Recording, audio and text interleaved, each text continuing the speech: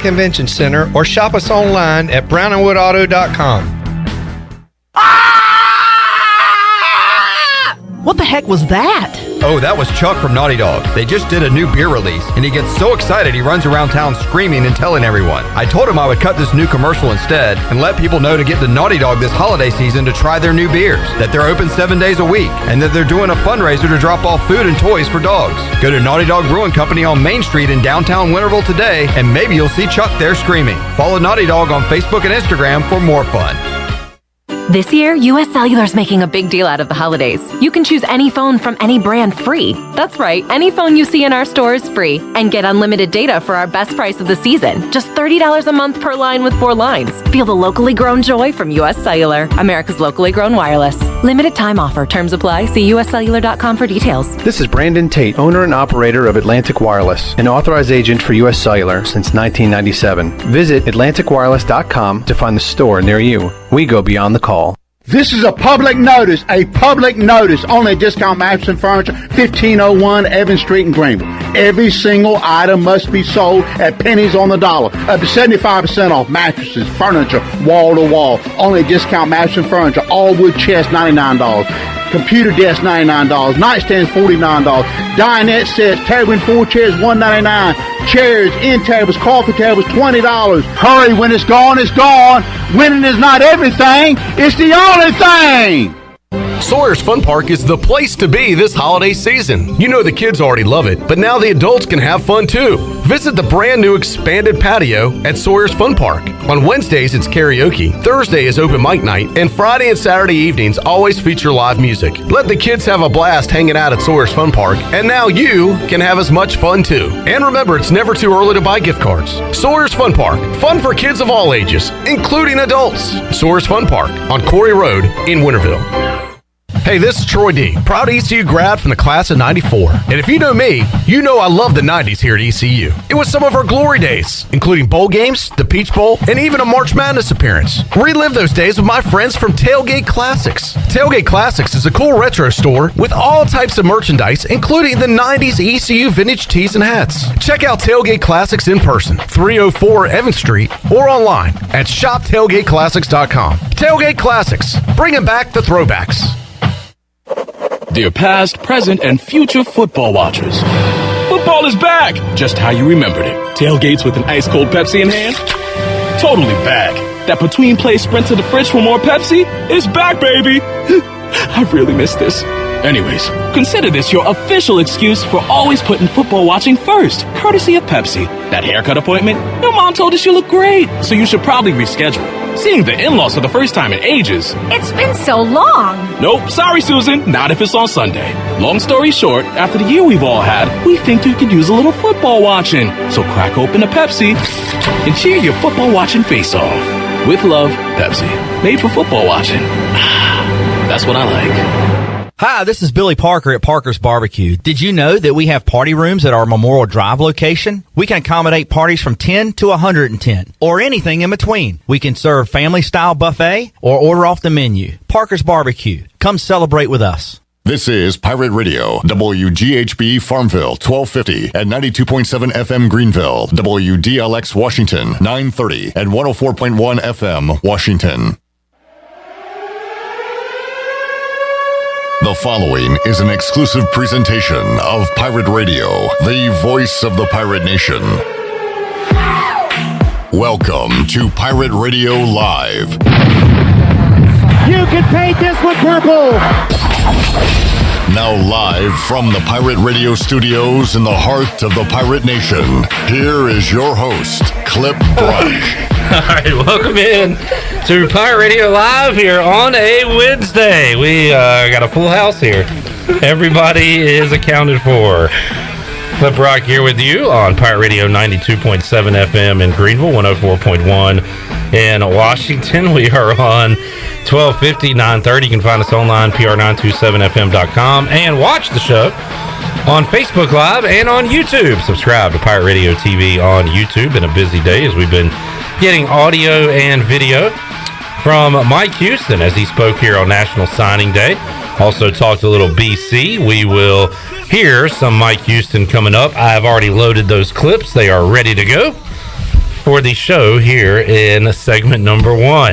All right, got a great show on tap. Coming up in just a little bit, we'll hear from the voice, Jeff Charles. He will join us inside the Pirate Radio studios. Got that on the way. Also, Stephen Igoe set to join us at 4 o'clock, although I've made him mad, so he may or may not be showing up at 4. I hope he does. I have nothing else planned for that hour other than the treasure chest. We'll open that up coming up in hour number 2, and we'll open it up in hour number 3 when we are joined by Mike Houston, ECU head football coach. So we got some Houston audio coming up in just a moment, and the coach himself joining us on the program at 5 o'clock. He'll be alongside Troy D and I in the third hour. 2 treasure chest winners today, hour 2 and hour 3, so stick around for that. All right, you may have heard us chuckling as we came into the show today. First of all, Chandler Honeycutt is here to my left. Hello, Chanman. What's up? Nothing. CJ Schaefer also alongside. Hey, CJ. Hey, how are you? And of course, I'm great. Thank you for asking. Of course. And Shirley Rhodes, our producer here as well. Hello, Shirley. Hello. What's up? Good to see you here on time as always, ready to go. So I put out a video. Shirley, you're gonna. And now look, I'll take it. Wait, you put out? No, he would never. He would never. Check out my Twitter for a video we made at 2:55. What? It's not that bad, okay? I told you she was going to be so mad. I need to tell you everything that happened the 10-minute lead up to today's show. My hair looks great. So you know what we say? Content is king, and man, this is great content. It could have been a lot worse. I had a lot of great ideas in mind, but I was like, we should get a video of Shirley. Shirley was snoozing, taking a little nap, a power nap. This is what people in the biz do. They work so hard, they need a nap to finish out the day. So Shirley was snoozing a little bit. I took a video and saying, will Shirley be awake? She's going to be so mad at us for not waking her up. Will she be awake by 3 o'clock? And I guess, Chandler, right when she heard that Pirate Radio Live intro, I heard the air raid. It was so. It was the air raid, and as soon as I heard the air raid, I sat straight up, and the first person I saw was CJ, and he's laughing hysterically. And then I immediately got up off the couch, and I was like, "Why didn't somebody wake me up?" I know. Shirley, do you move that fast on the softball field? Because, good Lord, you shot in here. Yeah, no, I've been having like sinus headaches because this weather has been just wreaking havoc on my sinuses. So we were going to let you sleep. Yeah, and so I decided, I said, I'm just going to lay here for just a minute and close my eyes. And next thing I know, I guess I fell asleep because next thing I know, I'm hearing the air raid. I'm running in here. Clip is laughing hysterically. And, Chandler's laughing, and I'm like, and the first thing I say to CJ is like, do I have anything on the side of my face? Like, do I have, the sleep wrinkles, a little drool over there. It's all right. And I was just also, the first thing you were concerned about was the bumpers. Do I have bumpers? I said, we've got everything ready for you. I said, are you recording? That was my first thought. Yeah. We are recording. Bumpers are loaded. Mike Houston's loaded. The show's ready to go. They did say they were just going to play the intro and see if you woke up at 2:55. Yeah, we thought about doing that early to see if that would have woke me up because that's exactly what happened. We should have cut the volume down and just really tried to see if she could sleep through the whole show. I asked right before we came on the air, I said, I wonder, I was like, if we go through this whole segment without Shirley Rhodes, that would be the best thing ever. Hey, look, we knew you were going to be mad, and that's fine. We're going to just take it for the team. I can't believe y'all did a video, though. Well, Chandler was all set up right here. Chandler was ready to do this segment right here. Now, I will say this. There is actually another video that exists of I was babysitting my nephew and my niece, and I fell asleep on the couch. My nephew is practically sitting on, my neck on the couch, and he's watching TV, and my niece stole my phone and took a video of me sleeping, and I was supposed to be watching the kids. So you're a sound sleeper. No, actually, I'm a light sleeper, actually. You sleep on the job a lot. No, not all the time. Just once in a while. I'll get Oh, man, that was good. I strain because I look at a computer screen all day long, and sometimes my eyes Hey, thank They you for get strained, and I need to rest them every once in a while. Thank you for your service. You're not in the trenches like some people I know, but you work hard, so we appreciate it, Shirley. That was funny, but you're here, you're awake, so I'm here. I'm awake. Show Somebody should have woke me up. No. That was completely unintentional. Now, what would have been cruel was to just let you sleep and then not have anything ready, like Mike Houston comments from today's press conference. That would have been mean. The recording, having bumpers up, but we were ready to go. We weren't going to leave you hanging like that. We're not here to be mean. We're here to laugh. Oh, and trust me, you did. And we did. We got a laugh. Oh, it was Thank great. you for that, Shirley. We got a lot of laughs. All right, on to the show. It's National Signing Day. Are you guys into recruiting? Like, are you a recruit head? I mean, I'm not. I wouldn't consider myself a recruit head like some people, like Stephen Igoe, who we'll talk to today. But it is always exciting to see where these guys come from, their height, their weight, their size. The size of these guys, because that's something that Mike Houston, when he came and took the job, was to get bigger and better, especially in the trenches, offense and defensive line. So. Yeah, I would say I'm getting more interested as the years go on, but I mean, I don't go too crazy about it. I can't get into it. It's just not my thing. So, and part of it is because one year, this has probably been 10 years now, I decided to get into it, and I was like, you know what? Recruiting, that's going to be my thing. It's a whole new world out there. I want to get to know these guys as high school players, follow them, their commitments, all this stuff. So I interviewed 2 recruits for Pirate Radio. Shirley, remember we used to have like articles on pirateradio1250.com back in the day? Yes. So I did some Q&As with these high school kids, and they were good. It was 2 kids, and now it's so long ago I can't remember their names. But I did the interviews, said thanks, can't wait to see you here and interview you when you're a Pirate on the practice field. It's going to be great. Neither one of them showed up to ECU. Yeah. And like, what a giant waste of time and energy and internet space. Watch them go elsewhere. Yeah. So from that point on, I was like, yeah, I was right. I shouldn't get into this. This is not me. Igoe does maybe the best job of anybody at following these guys, letting you know about them and what they're thinking, because he talks to them. He talks to their coaches. He also talks to his sources over at ECU. So if you are a recruiting nut, make sure you are on Hoist the Colors. But what we do, we talk to the Igoes of the world, and we'll talk to Mike Houston, and he'll give his thoughts on the class. In fact, we heard from him earlier today as he met with the media. Shirley, let's hear cut 1, his opening comments today following signing day. This time last year, we're in the middle of a pandemic. We're doing something from through Zoom from up in the press box, and now I just left about 300 people over there in Harvey Hall, and some kind of a game day set up talking about the signing class, and we're back in here together. So what a difference a year makes. And we had bowl practice this morning, so it's been a good year. But exciting day for Pirate Nation. We welcome 18 new Pirates with the beginning of our signing class. That's another thing that's probably changing and evolving more and more, is just how recruiting works at the collegiate level. And but very excited about these young men joining our program. Very excited about where the program is right now, where it's headed.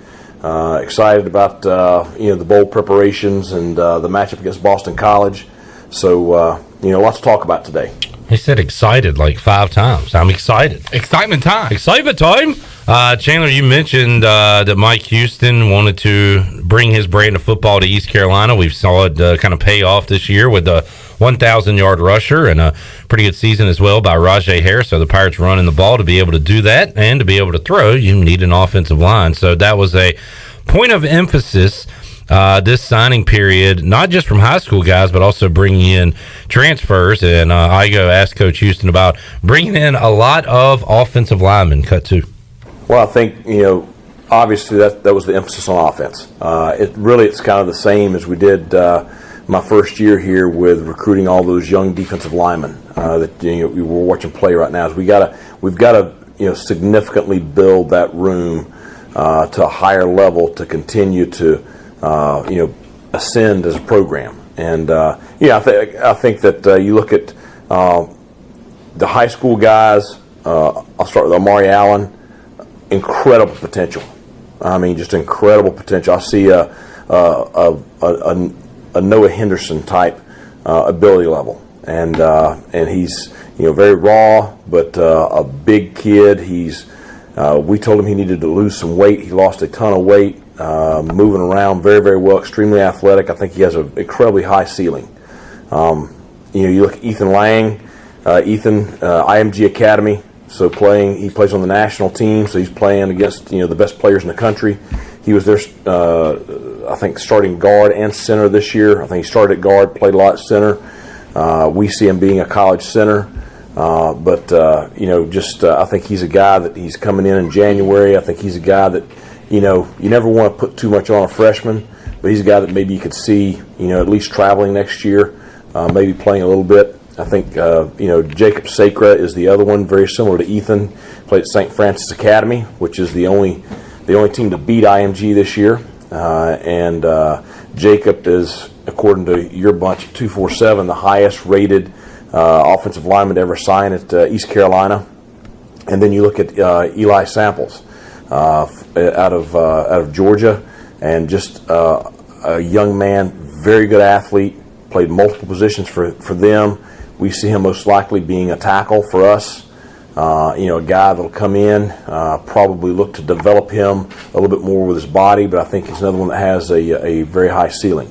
And then you transition to look at the transfer, Parker Moore from West Virginia. Here's a guy that played in 10 games in the Big 12, started 5, played very, very well, from North Carolina, from Charlotte, high school teammate of Ryan Jones, which was a connection for us. Family wanted him close to home. Family wanted him in a different kind of environment, different kind of locker room, and so excited to get him. Think he'll contribute immediately. All right, some beef coming to ECU, and hopefully, Bailey Malovic back from injury. We'll see on the future of Noah Henderson, and if he can finally, get 100%. He's been playing with injury this year, so that offensive line, the most important part of your foundation and offense. If they can't go, your offense can't go. And Mike Houston trying to build that not just for 2022, but obviously the future as well. Still some spots open, and we'll talk about how many guys signed today and what that means as far as additional signees that can come in in February, or maybe you can use a scholarship on a portal player, things like that, when Mike Houston joins us at 5 o'clock. But with extra scholarships available, what positions are you looking at? Igoe asked Coach Houston that, and here is his response, cut 3. I don't think we're necessarily done at the offensive line. I think we'll continue to look to maybe add another older guy in that room. I think you'll see us add probably an older receiver in that room, and you could see us add the right defensive guy. So I just think that you're going to take a step back, and there's still some guys that have been that we've had here on campus that we're still recruiting that haven't made decisions yet, and there's I think once you get past the bowl games, you're going to see another kind of wave of guys in the portal. All right, let's talk a little bowl game. Mike Houston talked about the practice schedule coming up and what the guys have been doing as far as on the practice fields. Well, we practice through final exams, so there's lots of different thoughts on how to do bowl practice. The big thing for me is I wanted to make sure that the kids had an opportunity to see their families before Christmas. It's growing up, you're always around your parents at Christmas, and that's not going to be the case this year. So we practiced up until today, practiced this morning, which that was interesting too, trying to do signing day and practice at the same time. But and then they're off for the next couple of days. You got graduation on Friday, so you have a lot of families coming into town for that. We have quite a few guys that are getting their diplomas, getting their degrees on Friday, and then we'll come back in on Sunday and start game week. Practice Monday, Tuesday, Wednesday. Head up to D.C. on Thursday, then practice a couple of days up there before the game.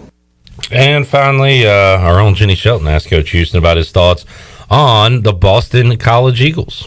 I think big, physical, strong, very well coached. Obviously, the quarterback is, going to be one of the top quarterbacks in the country next year. I think he's projected to be, first, second round draft pick. They're going to try to ball control us, try to line up, and they're going to try to line up and run over us, and then they're going to play action 7-man protect, and he's going to throw the ball about 70 yards down the field to that little fast receiver, number 4. So I just think it's going to be a tremendous challenge for us defensively to try to get their offense off the field. And I think on the other side, you look defensively, they're built to complement that. I think they're number 1 pass defense in the ACC, number 4 nationally, big up front. Their kids play really, really hard, really, really aggressive. Just make you kind of work for everything you get. And that's, that's what you think when you think of what Boston College, a Massachusetts team, that's kind of what you think they would be like. That's what they are. I think, Coach has done a great job of, kind of his identity and the identity of that region. That's what this team looks like. All right, Mike Houston there talking BC from Massachusetts. Massachusetts. That's how my mom says Massachusetts. I go with the chew. Massachusetts. How do you say it? Massachusetts. How about you, CJ? Massachusetts? Yeah, same way. And Shirley? How do you say UMass, Shirley? Massachusetts. Massachusetts. That's what I roll with as well. All right, so Mike Houston there on BC and signing day, and guess what? We'll hear more from Mike Houston when he joins us coming up at 5 o'clock on today's show. The big story today, as it pertains to signing day, is Deion Sanders, Jackson State, getting a Florida State commit to sign the dotted line. Travis Hunter, number 1 recruit in the country by some of the publications. He is a corner and a running back. I think he's going to play corner in college football. But he was committed to Florida State, and Deion gets him to come to Jackson, Mississippi, and play for Jackson State. And he did the whole hat deal where he tossed a lot of hats. Who was the first one he tossed? Do you remember? Before Florida State, was it Georgia? Maybe. I don't remember. Georgia was in the middle. Then it was Florida State. Somebody else. I'm not sure. He's tossing the hats, and then he catches and puts on the Jackson State hat. And the fallout from this has been absolutely hilarious from Florida State fans saying that, well, college football's over as we know it. It's all. It's all rigged now. This has been going on forever, but Jackson State gets one of these guys from a big boy, and now all of a sudden it's, whoa, what's going on? This isn't how it's supposed to be. When you pay for a recruit, you're supposed to go to a big school, not a little school. So these Florida State fans are losing their minds right now, and it's absolutely hilarious, and I love it, and good for Deion. He is now public enemy number 1. Yeah, man. In Tallahassee, though. He is traitor number 1 too, because they are really not liking Deion Sanders right now. What's he supposed to do? He's a football coach. He's got to bring in the best players. Just because he was he's an alumni from there. He's one of their former star players. He's supposed to say, hey, you're committed to my Knowles. I don't want you to come here to Jackson State. Is that what he's supposed to say? And I think I saw this too earlier, but the breaking news boys had it. He's getting paid $1.4 million by Barstool. Is that right? Excuse you, 1.5. 1.5, and who was reporting that? Adam Schefter. The old fake Schefter account got a bunch of people, including our very own breaking news boy Chandler Honeycutt. Yeah, I think there might be actually something going on. There might be. I think I saw Dave Portnoy say no comment to a commenter. Well, there has to be something like that coming. You don't just say no thanks. I don't want to go to Florida State anymore. I'll go to Jackson State instead.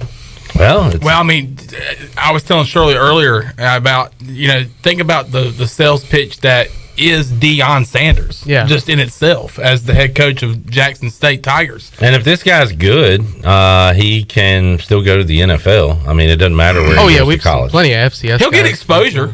Jackson State, no doubt. He is the giant fish in a very small pond. Isn't he like the highest rated high school recruit ever? I don't know. I know that the dude that got all that NIL money to leave the state of Texas and go to Ohio State, is it Quinn? How do you say his last name?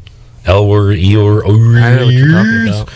He was the top-rated quarterback in the 24/7 rankings history last year. Yeah.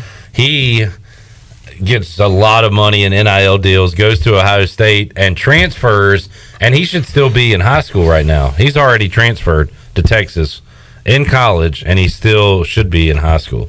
So the whole thing's gone mad.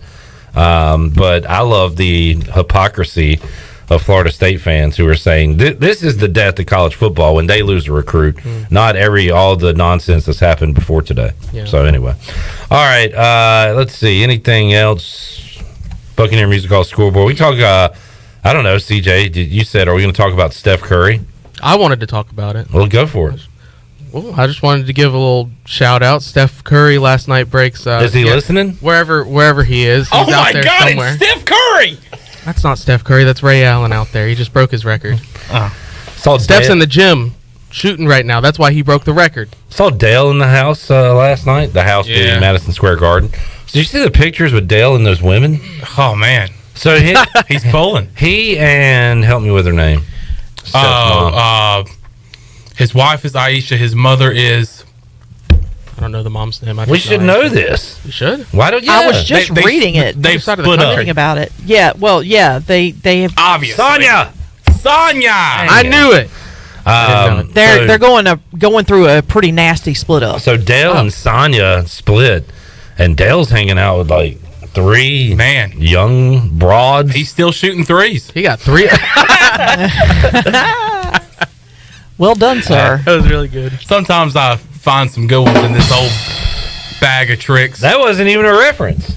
I guess it was to him shooting threes. Okay. So every time somebody says something about a reference today, you started it. Dale's shooting threes. I mean, I was wondering why you were laughing so hard, and then I was like, you know what? Crap, that was a reference. Yeah, here goes Chandler. Shut up, Chandler. Dale wakes up in the morning, starts doing 3 hot I mean, anyway, is this what you wanted to talk about with Steph Curry? Yeah, absolutely. His dad's exploits. Of course. I mean, but what better? Well, I mean, it would have been cool for it to be at home, but it was basically like a home game for the Warriors last night. But I mean, Charlotte would have been better. Yeah. Golden State would have been better. Nah, I mean, you're talking about Madison Square Garden, the most storied arena in all of sports. Oh, give me a break. But I mean, the picture. What is it, FedEx Field? The picture with Spike Lee behind him. The whole crowd went crazy. So I mean, it was a cool moment. It was a cool. I think I saw Bob McKillop there as well, right? Yeah, and then Davidson coach. The pageantry of everything. He went over and hugged his dad, gave his dad the ball. Cool that the Hornets were off so Dale could be there, right? Because he is the color analyst for Hornets game. And I guarantee that there would have been like some kind of guest commentator if the Hornets did have a game on the same night. But I guess maybe he waved to his mom. His mom wasn't courtside. No, he did go over and give her a hug. Okay, and then of course the passing of the torch, Ray Allen giving a hug to Steph Curry. Reggie Miller was there as well. Reggie was on the call. He was on the call, and he actually filmed Seth coming over. Yeah, I saw or that. Steph coming over and hugging his dad. So the all-time leading three-point shooter in NBA history and the best shooter. The best shooter ever. Yeah. Not close. Yeah, you can't really, I mean, it's not an argument. I don't think there's been an argument for a couple years now. Future Charlotte Hornet. Yeah, he'll end his career there, I think. I believe that. Well, he even said in an interview that he was very reluctant to call him the best three-point shooter there was. Who said that? Steph said that, but because there were, guys like Ray Allen ahead of him, but once he surpassed Ray Allen, he said he feels a little bit more comfortable calling himself the best shooter in the NBA. Yeah, he is. You're talking about a guy that has changed the game as well. Here's a guy, and look, and listen. Everybody wants to shoot threes because of Steph Curry. Speaking of looking and listening, Cy Seymour joins us on Thursday. Nice. I thought he was supposed to be today. Well, we got a big show today. And we need Who do we have? It's a big show every day. We got The Voice, Jeff Charles. We got maybe Stephen Igoe. We got Mike Houston. That's a big show. And a treasure chest. Two treasure chest winners. It's all coming up today. And what are we doing? We're like going through the staff as well as the rest of the week goes on? We got Blake Harrell on Thursday, Donnie Kirkpatrick on Friday. Wow. Yep. And you're going to dibble into the roster next week. We're going to do what now? Dibble in it. We're doing a little roster dibbling? Yeah, Monday, right? The hell is dibble? Holton Ahlers joins us. Is that what you mean? Mm-hmm. All right, we'll do a little dibbling. A little Rob dibbling here. Is it? Dabble. There you go. There you go. We were talking about basketball. I was thinking about dribbling. I meant to say dabble, and I said dibble. It's amazing how you change one letter, and it changes the whole. Isn't that crazy, UMass? All right, we need a break. Let's come back and talk to the voice, Jeff Charles. He joins us next on Pirate Radio Live. We'll talk Pirate football, Pirate hoops, and more when we return on PRL here on a Wednesday. Back with you after this.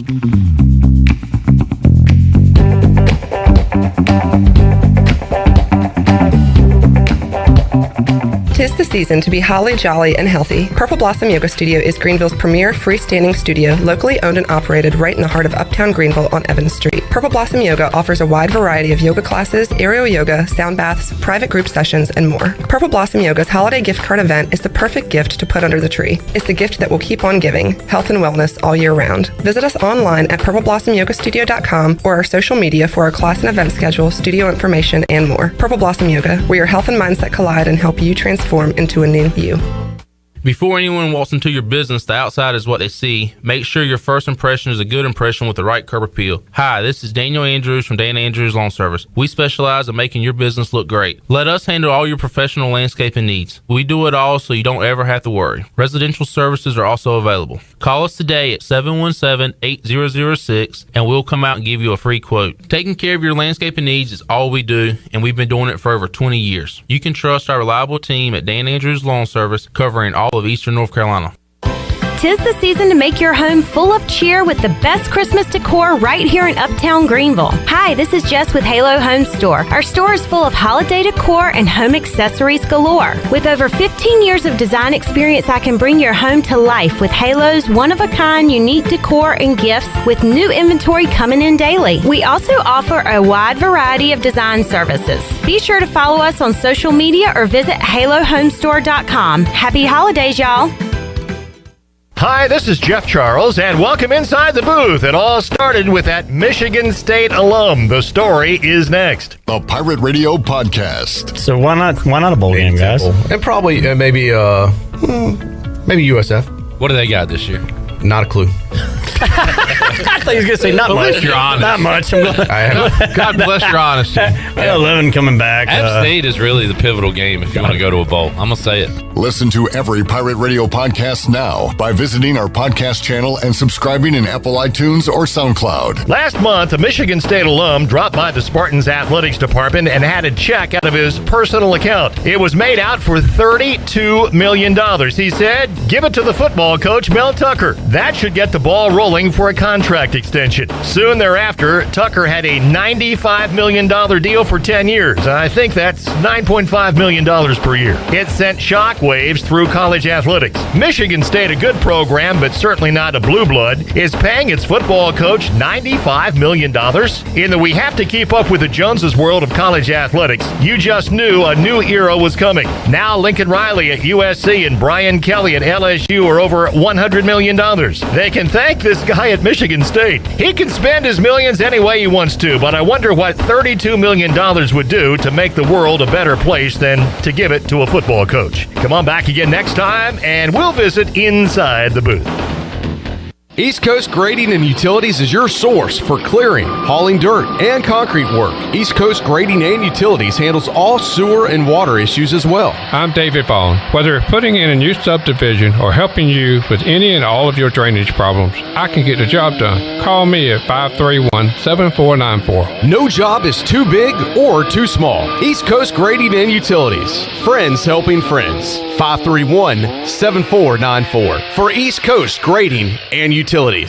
If you love the food at Villa Verde, and hey, who doesn't? Now Villa Verde makes it even easier for you to order takeout. Tell us about it, Jay. If you go to myvillaverde.com, you can order online, and we'll have it ready for you to go. Plus, you can pick it up at either one of our locations. No waiting in line to pay, and no waiting at all. Just pick it up and go. With online ordering from myvillaverde.com, or from our mobile app, plus even from our Facebook page. Villa Verde, with 2 Greenville locations to serve you. Villa Verde, a platform for good. Hi, this is Phil Steele of Phil Steele's College Football Preview Magazine, and you're listening to Pirate Radio, the voice of Pirate Nation.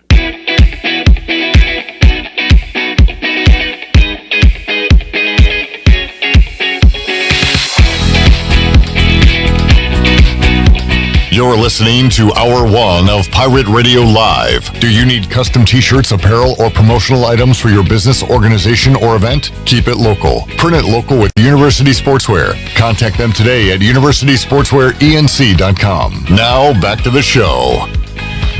Welcome back. For the latest breaking news, interesting stories, and awesome contests that can make you a winner, be sure to follow Pirate Radio on our social media. You can follow us on Facebook, Twitter, and Instagram at PR927FM. Join the over 50,000 followers today. Now let's head back in to Pirate Radio Live. Here is your host, Clip Brock. All right, welcome back to this Wednesday edition of Pirate Radio Live. Clip Brock here inside the Pirate Radio studios, and we will visit with the voice, Jeff Charles, who joins us today live in the Pirate Radio studios. Jeff, good to see you. How you doing, man? Good to see you, Clip. How are you doing? Fantastic. And Jeff, we will. This will be our last visit in studio because we'll see you on the phones coming up for the Military Bowl on December 27th. We are less than 2 weeks away from that. A long build-up to this game, East Carolina, Boston College. Have you got into your BC notes yet, Jeff? You ready for the Eagles? I'm getting there, Clip. Not full speed ahead yet because we've had so many basketball games, and so many basketball games are coming up. This is our double duty, as you well know, with the Pirates playing basketball on Friday in Charlotte, then next Tuesday, a home game against Southern Miss. So we're trying to work everything in. I have looked briefly at Boston College. I've talked to a couple of folks up there, but we will begin in earnest with our preparation sometime early next week. Great to have East Carolina back in a bowl, Jeff, and National Signing Day going on today. I'm trying to think of what we would be really talking about if East Carolina did not go to a bowl, which we've experienced the last 7 years or so, but it's so nice to have those guys out there practicing. We got Mike Houston coming up later today. Blake Harrell will be on the show on Thursday. Donnie Kirkpatrick Friday, Holden Ahlers Monday. So we got a great lineup of football guests coming up as we're going to keep the football talk going, Jeff. Usually we would kind of be into basketball now, and now we're having to kind of juggle a lot of different things going on. Well, what we would be talking about today, Clip, is the greatest recruiting class in the history of East Carolina Pirate football, right? Yes, sir. We got them. We got all the guys we wanted. Right? Yeah, along with everybody else in the country. We've heard that story from schools all over the country for years now. They always have had the greatest recruiting class that they've ever had in the history of their respective programs. But I do think the Pirates have done well, and I think that Mike Houston has done a really good job recruiting. And we've talked about this for a long time, Clip. It is not easy to recruit at East Carolina. It takes a lot of effort. Takes a lot of looking under rocks, and the Pirate coaching staff has certainly done that, and I think they brought in some really good kids this year, and the cupboard is not bare. There's going to be a lot of guys come back and play for this football team next year, and also the fact that since Mike has been here, he's been stockpiling guys, so this is the best East Carolina has looked, I think, talent-wise for quite some time, and I think some of the guys that have signed today will certainly be contributors, maybe some of them sooner rather than later. Yeah, and look, I admit that I do not follow recruiting heavily at all, not even a little bit, to be honest with you, but that's why we have great guests on the show. Stephen Igoe talks to these guys, breaks it all down, so we'll have him on coming up at 4 o'clock for all you recruiting nuts out there, and he'll tell you who and what the Pirates were able to do today in this early signing period on National Signing Day. Jeff, did you see the national story about Travis Hunter, who is the number one cornerback in the country, of a running back as well? I think he's going to play corner in college. Committed to Florida State, flipped to Jackson State, of course, coached by Deion Sanders. And this is all over the social media, the news. Kind of funny to me how everybody is now up in arms. The Florida State people, like, well, he's getting paid. College football's over as we know it. When these big schools have been doing this for years, yeah, exactly. When Jackson State does it, it all of a sudden becomes a big deal. But that's a huge story on this National Signing Day. It really is, and I'm sure a lot of those Florida State fans look at him as a traitor as well, Clip, because Neon Deion played at Florida State. I remember when East Carolina Carolina went down there and played against Deion Sanders, and I still remember different things that happened in that game. And the one thing that I do remember is the fact that at the time he was like the leading punt returner in the nation, and when he would run out onto the field to field a punt, that whole stadium would rise. It was just amazing. I don't know if I've ever seen anything quite like that, and that was in the days of when Florida State was selling out. You couldn't get a ticket to the game, so I think at that time they were seating maybe about 60,000 or so. Deion would run out there to field a punt, and 60,000 people would be going nuts before the punter would even punt the ball away. But that's what kind of a career he had.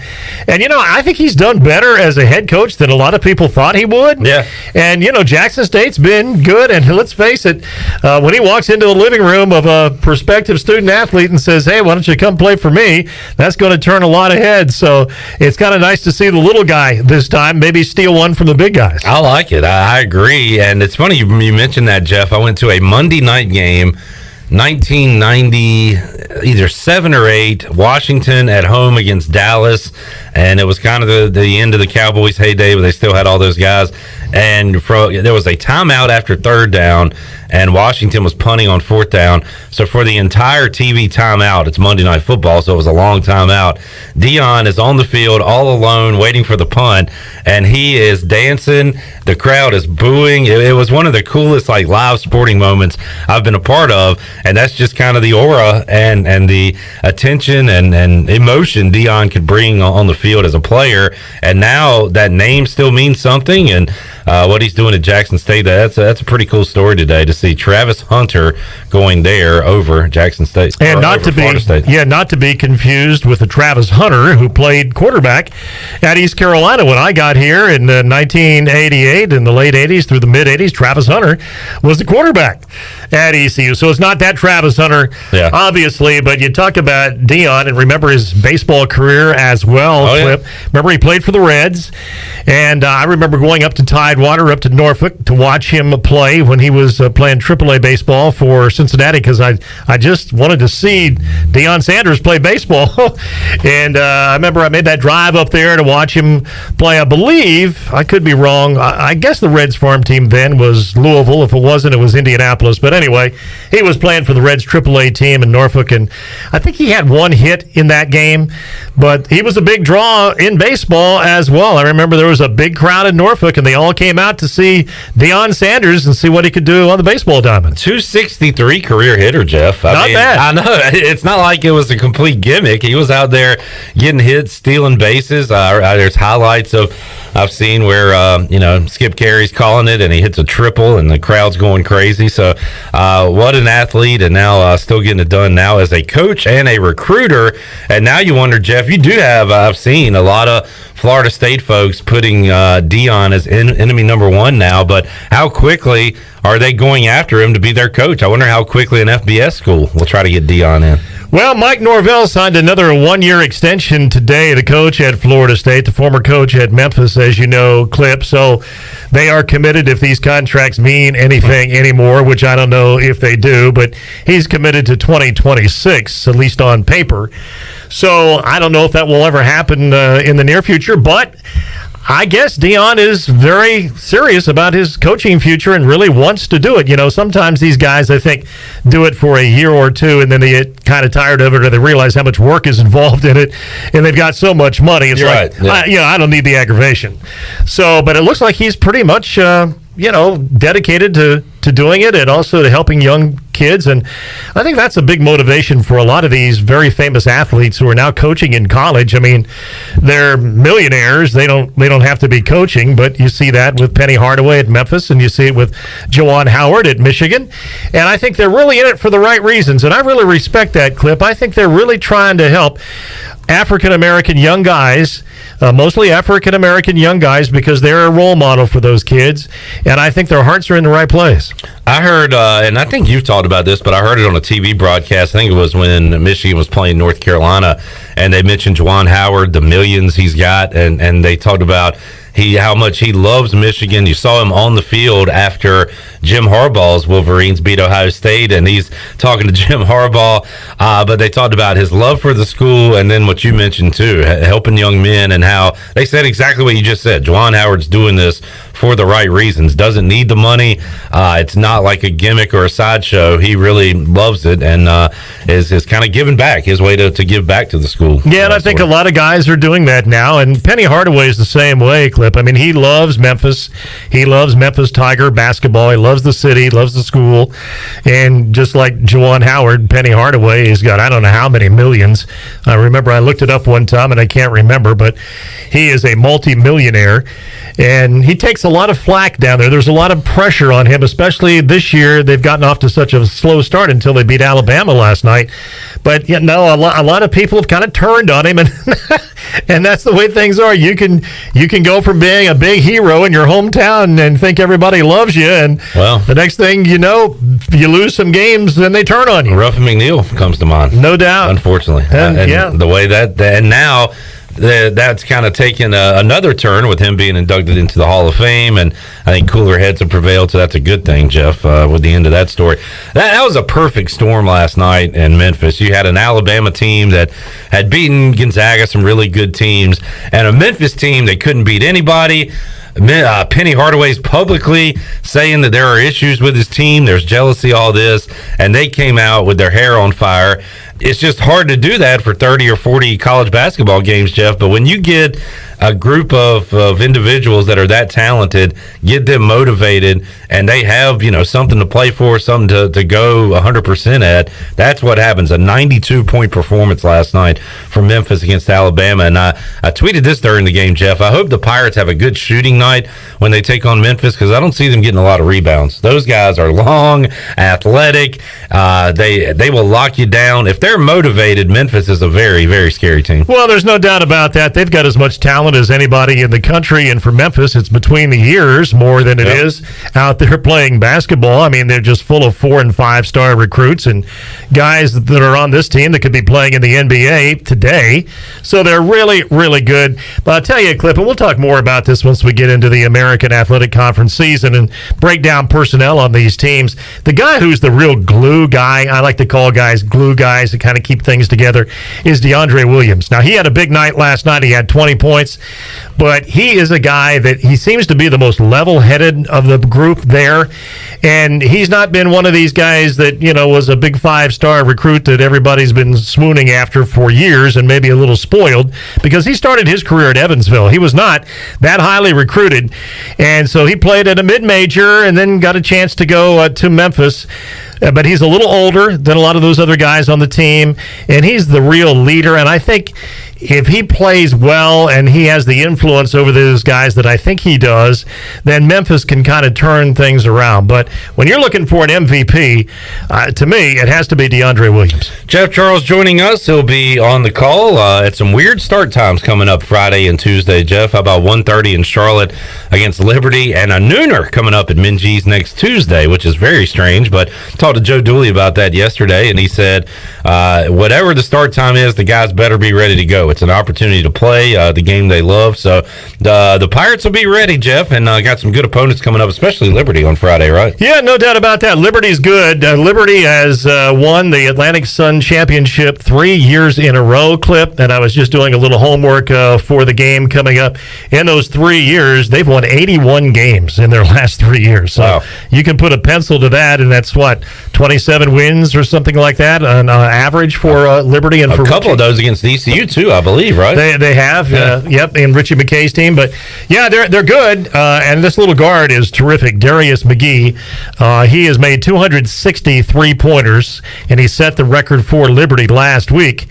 And so he's a really, really good player, and they're just solid as a rock, and they're very well coached. Richie McKay is a good coach. He has been a number of schools as a head coach and been successful, and then he went with Tony Bennett to Virginia for 6 years as his top assistant. And I think he will tell you that he learned a lot from Tony Bennett, and this Liberty team plays a lot like Virginia plays, with that pack line defense and what they call movers and blockers on offense. It's a carbon copy, basically, of what Virginia does, and they'll try and control the tempo. They like to play games like Virginia. They like to beat you 62-58, and Joe's teams like to get up and down and run. So we're going to have a contrast in styles for the game on Friday. Joe's going to want to push the tempo with the Pirates, and Liberty's going to want to slow it down a little bit. Should be a fun one. A full day of basketball, Jeff. Are you coming back home after the first game, or are you going to stick around and watch some other basketball? Well, I assume the team will get on the bus about an hour after the game's over and come on back to G Vegas. I'm hoping we're back here by about 9 o'clock on Friday night. And then,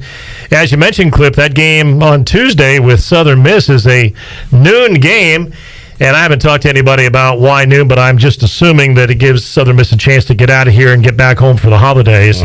And so they must have a flight out of Raleigh probably late afternoon, early evening, so they can get back to Hattiesburg on the same day. But the noon games, doesn't matter. You have to play at noon or 7 or 10 or whatever they ask you to play, and you have to be ready to go. And I know Joe's teams, which have had great effort all year this year, I know they'll be ready to go regardless of what time it is. Yeah, looking forward to some Pirate basketball after this long layoff. It'll be ECU and Liberty coming up on a Friday. We'll kick off Pirate Radio Live at 3 o'clock, so we'll watch the end of that game with you folks out there coming up Friday when we kick off our show at 3 and have the end of that ECU and Liberty game. All right, Jeff, enjoyed it, man. Have a great happy holidays. I don't know if we'll see you again before then. We'll try to get you on the phone next Wednesday for our final show of 2021. But thanks for joining us all year long. Really enjoyed having you on our pregame, Jeff, for home games in studio and, of course, on the road on the phone. And we'll call you one final time in Annapolis on the 27th. Yeah, absolutely. Look forward to it, Clip, and look forward to the Liberty Bowl game coming up. Hope it's not too cold for all those Pirate fans who are going to be there. I think ECU right now sold about 4,500 tickets. And, you know, there are folks who are buying them from StubHub and some of the other agencies out there. So I've got my fingers crossed, and some more people will buy. I've got my fingers crossed there might be 6,000 to 7,000 Pirate fans there. I think 7,000 Pirate fans would make a big impression on the Military Bowl and on the stadium, and the television people, radio people, media who will be there. So I hope they turn out as much as they can, and I really do get the feeling that Pirate fans are excited about being in a bowl game for the first time in 7 years. So yes, we'll look forward to visiting with you from Navy Marine Corps Memorial Stadium and next Wednesday as well, Clip. Jeff Charles joining us today on Pirate Radio Live. Let's get a break in. We'll come back. We'll have more for you on today's edition of PRL. Back with you after this.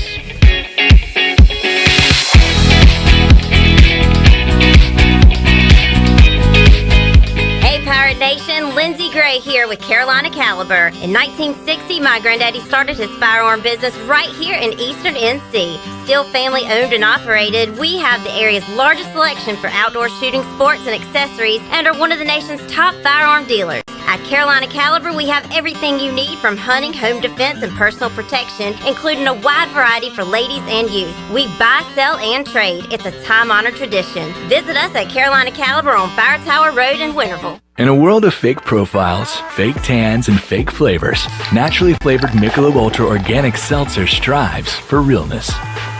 It's USDA certified organic, with no sugar or carbs, and only 80 calories. So the only thing touching your taste buds is organic, refreshing, and delicious. Michelob Ultra Organic Seltzer, as real as it tastes. Enjoy responsibly, not a low-calorie food. Anheuser-Busch Michelob Ultra Organic Seltzer, IRC Beer, St. Louis, Missouri 63118. Tired and sluggish? Down in the dumps? Or just have the blahs? Maybe you need to hydrate. Revive Health and Wellness on East 10th Street in Greenville offers IV hydration that can help you with lack of energy, improve your mood, assist with immunity, even fix a hangover. Locally owned and operated, the team at Revive Health and Wellness are experienced and licensed registered nurses that will assist you in preparing for your IV session. Call or text today with questions or to set an appointment with Revive Health and Wellness. 252-350-1805. That's 252-350-1805.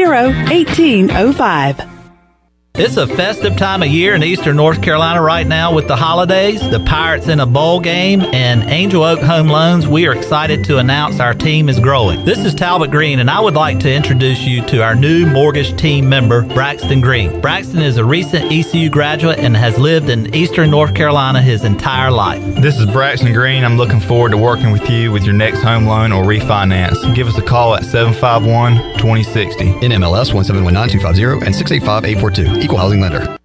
North Carolina State Parks is proud to announce that they have partnered with the Hometown Strong program. Our visitor centers are now equipped with public Wi-Fi to help kids with school. Remote learning has become a critical public health measure in maintaining social distance and continuing to educate our young people. Take advantage of Wi-Fi and a hike at Goose Creek State Park or a day trip to the beach and access remote learning at Fort Macon State Park. For more information, visit hometownstrong.nc.gov. Hey Pirate Nation, this is Scott Harris with RE/MAX Preferred Realty. I've been in Greenville over 25 years. I'm a proud graduate of ECU. If you're looking to buy or sell a home, then give me a call today and let me help make your real estate process fun and easy. I keep it simple and explain the process every step of the way. My goals are your goals. There are no long-term contracts, and you always deal with me from start to finish. The right home starts with the right agent. Call me, Scott Harris, at 347-1857. Go Pirates! For the latest from the world of golf, tune in every Saturday morning from 8 to 10 for the Golf Shop Radio Show. Hosts Mark Greenhelves and Matt Blanchard talk golf from tee to green and everything in between. If you like golf, you're gonna love Golf Shop Radio. Before you tee up, drop on in. Welcome to the Golf Shop. Christie's Europub is the perfect place to relax, grab a bite, and enjoy a drink this fall. Located in the heart of Greenville and just a few blocks from ECU's campus, Christie's offers lunch, dinner, and late night with live music every Sunday. Come and have brunch Monday through Friday from 11 to 3 or Saturday and Sunday from 11 to 4. Scratch cooking takes time, so relax and enjoy a pint at Christie's Europub today. For the latest information, check them out on Facebook, Twitter, and Instagram, or visit them online at christieseuropub.com. Hi, this is Brian Meador from East Carolina Athletics. You're listening to Pirate Radio, the voice of the Pirate Nation. Funky dope. Funky dope. You're listening to Hour 1 of Pirate Radio Live. Do you need custom t-shirts, apparel, or promotional items for your business, organization, or event? Keep it local. Print it local with University Sportswear. Contact them today at universitysportswearenc.com. Now, back to the show. Welcome back. The best place to unwind after work and have fun this holiday season is AJ McMurphy's. As always, AJ's has live music every Friday and Saturday night with no cover charge. And coming up on Saturday, December the 18th, AJ's will be having their annual Christmas party featuring the Jan Michael Fields Band. There's no cover and everyone is invited. The fun starts at 8, so come out and kick off Christmas the right way at AJ McMurphy's. Now let's head back into PRL. Here's Clip Brock. Looking forward to a fun night tonight at AJ McMurphy's. We'll kick off sports trivia at 8 o'clock, so come on out. Got a little baseball, a lot of football, some college football, some bowl game stuff, some NFL, and some basketball as well. So coming out 8 o'clock tonight, enjoy some great food. I've been going with, my recommendations right now are the buffalo chicken wrap. Oh, very good. Awesome. The Reuben is good. Really? Yeah, you're a big Reuben guy. I'm a big Rube, and their Reuben's good. And I've had just about everything on the menu. I'll probably go with one of those items tonight, although I was thinking about just going with like a Caesar salad and maybe throwing some chicken or shrimp up there or something. One of my teammates gets this salad, and it's basically like a buffalo chicken salad. Like it's buffalo chicken strips cut up into the salad, and it looks really good. He puts ranch on it. That sounds good. I don't know if it's like a secret ranch on it. Thank you, Coach O. I don't know if that's like a secret menu item, yeah, or if it's like an actual item on the menu. But for your secret menu items, go get the wings and get Daytona style, I guess it's called, but it's just the barbecue and the buffalo mixed together. Oh. And that's good. It's really good. You know what? I might have to try that tonight. Yeah. I have just been hooked on their spicy garlic wings for the past several months. Those things are spicy. Oh man, super spicy. And garlic A. Little garlic A, but really spicy. And get them all for the family. Coming up 8 o'clock tonight, sports trivia at AJ's. We will make you a winner coming up in hour 2 of Pirate Radio Live. We'll open up the Pirate Radio treasure chest. And guess what? We have added yet another item. No way. What is that item? I'll tell you when we get to the end of this list that Shirley and I are about to reach. Shirley, are you ready to go? I am. Takeout party for 10 for Parker's Barbecue. $100 gift card from Emporium. $100 gift card to ENS Hemp Company. $100 gift card to Fleet Feet. Ultimate party package from Sawyer's Fun Park. $200 gift card to Factory Mattress. $100 gift card to Halo. $100 gift card to Bagel Man. Busch Light Neon Sign, Bud Light Cooler, and Beach Chair, and 2 15-packs of Bud Light from Carolina Eagle Distributing. A crisp $100 bill courtesy of Sparky Snowballs. And our new prize, my daughter would absolutely love this one, $100 gift card from Shimmer. She a big Shimmer fan? Shimmer. Yes, and I have to go there to get some Christmas gifts because she wants is the brand Simply Southern? Mm-hmm. Is that the shirts? She loves those shirts, and they have an awesome selection of those, so I'll be shopping there here in the next couple of days. They also have, if I'm not mistaken, they've got some Built When Broken swag. They have that. They have the Hey Dudes. Oh, yeah. Men's and women's. Yeah. Love a Hey Dude. They have a cool hat selection. So it's actually a neat store. Like you hear Shimmer, you think all women's apparel. Yeah. Not so fast, my friend. Hold a lot on. of stuff for the dudes. Like Hey Dude. Hey Dudes. Hey Dudes. They got Hey Dude. Great show in the 90s, right, Shirley? Yes. Hey Dude on Nickelodeon. Mm-hmm. Yippee-ki-yay, yippee-ki-yay, what? Big fan. When big did fan. Nickelodeon come about? I thought that was more. Oh my gosh, late 80s maybe? Yeah, it was late 80s because I remember. You can't do that on television? You can't do that on television was a classic. Nope. But even before that, they used to show on Nickelodeon the old Monkeys TV show. Oh, yeah. Yeah, I watched and that's how I discovered the Monkeys was on Nickelodeon. And, of course, grew up listening to the Monkeys music. And unfortunately, there's only one surviving member of the Monkeys left, and that's Mickey Dolenz. But that's how I discovered the show. But yeah, you can't do that on television. You can't do that. Well, you went kind of like, you can't do that on television. You can't do that. Oh yeah, you can't do that on television. I was a big fan of Moose and Alistair. And I remember the Hey Arnold days. That was my upbringing. So what are you in, like the 2000s? Like the late 90s. Double Dare, the original Double Dare 2000s. was a great show. That was great. I loved Are You Afraid of the Dark? As Oh kid. yes, One of my yes, favorites. yes, yeah. Kind of spooky. So fun stuff. All right. I was looking at the history of Nickelodeon. When did that channel premiere? It launched on 1979. Wow. First cable channel for children. Wow. I'd love to see I did not. the lineup though. There should be. Well, I don't know. Yeah. I guess it depends I'd on love who to see contributed. I'd love to see a timeline.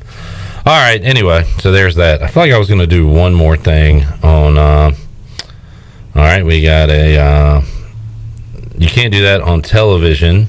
Which was it was a Canadian show. Oh, okay. Well, maybe that's why it featured this Canadian singer. I know who that is. Who?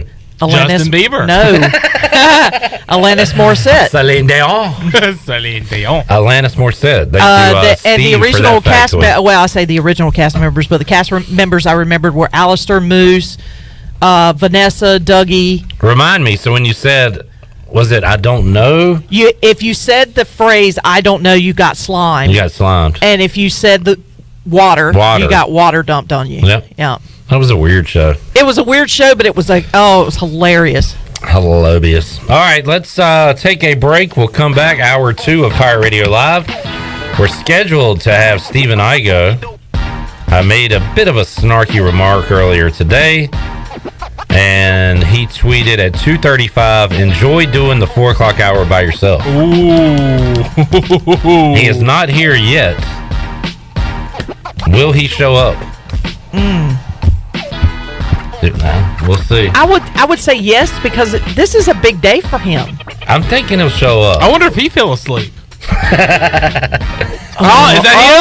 Is that him? I tell you what, if Igo doesn't show up, we're going to talk signing day with intern Preslin. Let's do it. Let's do it. All right, we'll be back with you hour 2 of Pirate Radio Live after this.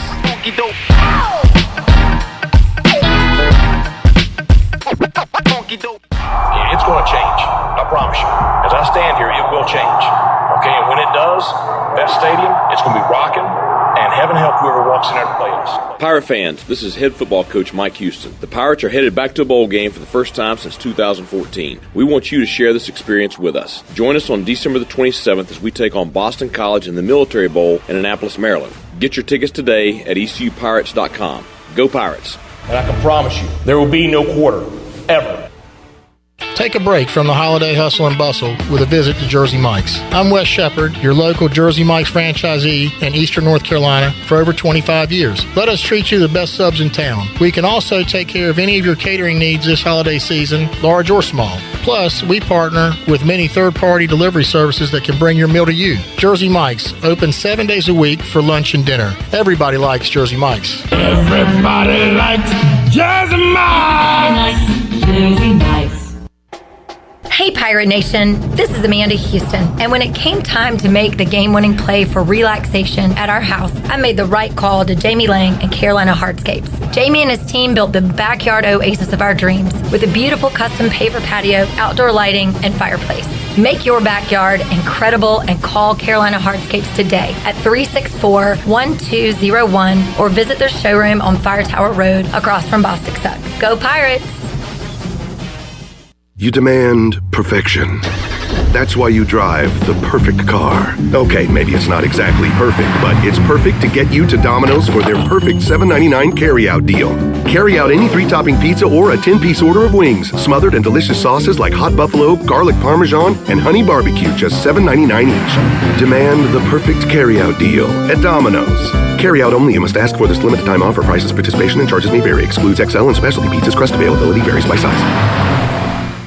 Sawyer's Fun Park is the place to be this holiday season. You know the kids already love it, but now the adults can have fun too. Visit the brand new expanded patio at Sawyer's Fun Park. On Wednesdays, it's karaoke. Thursday is open mic night, and Friday and Saturday evenings always feature live music. Let the kids have a blast hanging out at Sawyer's Fun Park, and now you can have as much fun too. And remember, it's never too early to buy gift cards. Sawyer's Fun Park, fun for kids of all ages, including adults. Sawyer's Fun Park on Corey Road in Winterville. Hey, this is Troy D., proud ECU grad from the class of '94. And if you know me, you know I love the '90s here at ECU. It was some of our glory days, including bowl games, the Peach Bowl, and even a March Madness appearance. Relive those days with my friends from Tailgate Classics. Tailgate Classics is a cool retro store with all types of merchandise, including the '90s ECU vintage tees and hats. Check out Tailgate Classics in person, 304 Evans Street, or online at shoptailgateclassics.com. Tailgate Classics, bringing back the throwbacks. What the heck was that? Oh, that was Chuck from Naughty Dog. They just did a new beer release, and he gets so excited he runs around town screaming and telling everyone. I told him I would cut this new commercial instead and let people know to get to Naughty Dog this holiday season to try their new beers, that they're open 7 days a week, and that they're doing a fundraiser to drop off food and toys for dogs. Go to Naughty Dog Brewing Company on Main Street in downtown Winterville today, and maybe you'll see Chuck there screaming. Follow Naughty Dog on Facebook and Instagram for more fun. The busiest travel days of the year will soon be here. What better way to arrive at Grandma's house, or any house, than in a beautiful new vehicle? Phelps Chevrolet in Greenville. The new models are a feast for the eyes, and as comfortable as mashed potatoes and apple pie. And comfortable is the way you feel each and every time you visit our dealership. Come in and get you one. Phelps Chevrolet in Greenville. Come in and see our holiday savings. You'll drive home satisfied. This is Pirate Radio, WGHB Farmville, W224EI Greenville, WDLX Washington, and W281CH Washington.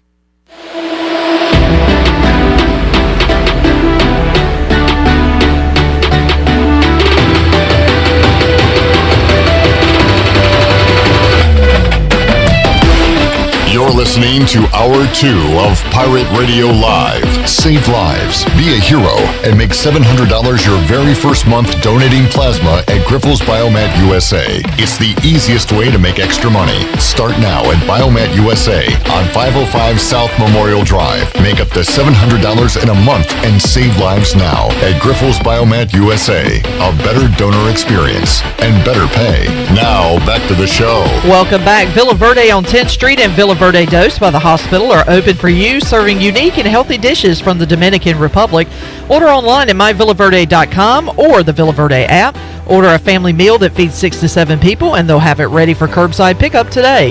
Whether it's dine-in or takeout, Villa Verde is a platform for good. Now let's head back in to Pirate Radio Live. Here is your host, Clip Brock. All right, back with you here on Pirate Radio Live, hour number 2. We'll open up the treasure chest coming up a little later on this hour, and also have Mike Houston coming up. He'll join Troy D and I in hour number 3 to recap signing day as the early signing period began today, and also take a look at Boston College, East Carolina's bowl opponent, in the Military Bowl. That throat clearing you just heard was Stephen Igoe from Hoist the Colors, as he joins myself and Chandler's Mouse here inside the Pirate Radio studios.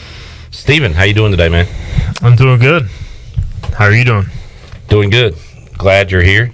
I saw a really a great quote earlier today about National Signing Day, and I wanted to read that to the audience. Let's not. It said, I've covered a few of these signing days now. All the hoopla in the moment is great, and we reference all these stars and rankings, but at the end of the day, the story remains the same. Work ethic, mentality, and desire all determine what type of player someone will become. I mean, look at it's beautiful. What is inaccurate about that statement? Nothing at all. It's perfectly stated. Are you lying to me? No, it's. I mean, it is an accurate statement. I've covered a lot of these signing day things too, and I do have to agree with that person's take. Tyler Snead, for example, how many offers did he have coming out of high school? How many stars? 0. He's a solid 5'5", but he's got desire, work ethic, heart. This is why on my website we rate those things. We rate heart. Mentality was elite. We rate want to. We rate grit. Those are advanced stats. What is Tyler Snead's grit rating? Well, I go on a scale of 1 to 14. My website is Igoe on a scale of 1 to 14.com. He is a 13 out of 14. Almost as gritty as you can get. But no, Stephen, you have worked a lot of these things. Any surprises today? Yeah, Chandre Mims, the brother of CJ Mims, West Craven Products. Chandre is a grad transfer, so get this, he's going into his 6th year of college football next year. His brother CJ is about to be a freshman. They probably never thought they'd had the chance to play together, and they're going to be teammates next year due to the COVID deal. You know, we talked about it being such a negative, but it's a positive in this case. If there was not a COVID year, would he be coming to ECU? No, because he would have 0 eligibility. No, I mean the high school kid. The high school kid would be. All right, let's... No. Yeah, I don't think you understand what I'm saying. Or do I not understand the whole scenario? If he didn't have a chance... There's a kid in high school coming to ECU. Yeah, if he didn't have a chance to play with his brother, which he does because of the COVID year, do you think he'd still be coming to ECU? Yeah, he committed to ECU a long time ago. So he'd be here anyway. Yeah. I was trying to make it even cooler, but it's Chandre Mims, the older brother... Right. Just so happened to get a spot open to where he could come as well. So CJ has been committed since June, the younger brother. So he's been coming the whole time. How many Mims are currently on the roster? 0. Okay, that was my confusion. I can tell you really follow this recruiting thing. I don't at all, and I'm very upfront and honest about it. I would have loved to hear your take on this if I wasn't in the studio to hear you talk about how cool this opportunity is. This is what people do. You bring on guests to talk about their expertise, Stephen. Do you not know how this works? I don't. I never hosted my own show.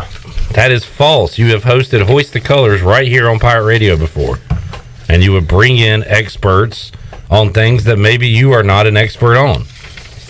Like sports betting. I would get you on the show for that. No, I don't know if you want to do that, although I have been man set on fire gif here lately. Walking, that guy. That's me here lately. How did your regular season record against the spread compare to mine? I'm just asking. Okay, are you saying you're a gambling expert? I don't know. I mean, the numbers don't lie. Man, if I needed a quarterback expert on my show, I'd get Steven Igoe. Hey, that's something he doesn't know about. You were How's Ryan Tannehill doing without Derrick Henry? pretty good. They're on top of their division, going to have a home playoff game. So, yeah, they're doing well. Let's see how they Thanks do for in the asking. playoffs. Thank you for Tyrod asking. Taylor? Tyrod is with the worst team in the NFL. They've won a couple of games. They're playing better than people anticipated. You're trying to prove me wrong here, but you're not. You're only making my cases stronger. All right, so we get a couple of memes. Hey, we wanted the freshwater brothers, but we get the memes, and it could turn out to be even better. Yeah. Where is the younger freshwater going to end up going? I don't think he signed today. I think he's still working through some academic stuff. He might be going the junior college route to a smaller college. I honestly have not heard much lately. He was a target of ECU early in the process, but the Pirates got some other D-line commitments, CJ Mims, JD Lampley, and honestly, they didn't really have room for Chandre to begin with, and they found room due to some things that transpired. So I just don't know for Kavion Freshwater. I don't know what his status is lately. All right, I go. How many were signed today? 17 student athletes signed a national letter of intent, and one other has officially confirmed their enrollment status. That according to the release. What does that mean for the rest of this signing period? How many more scholarships are available? So you can sign 25 per cycle, but there's a new rule to where if you have up to 8, or it's either 7 or 8, don't quote me on the number, you can have a certain amount over the 25. Let's say you have 7 guys transfer out, then you can bring in 7 additional guys to replace them.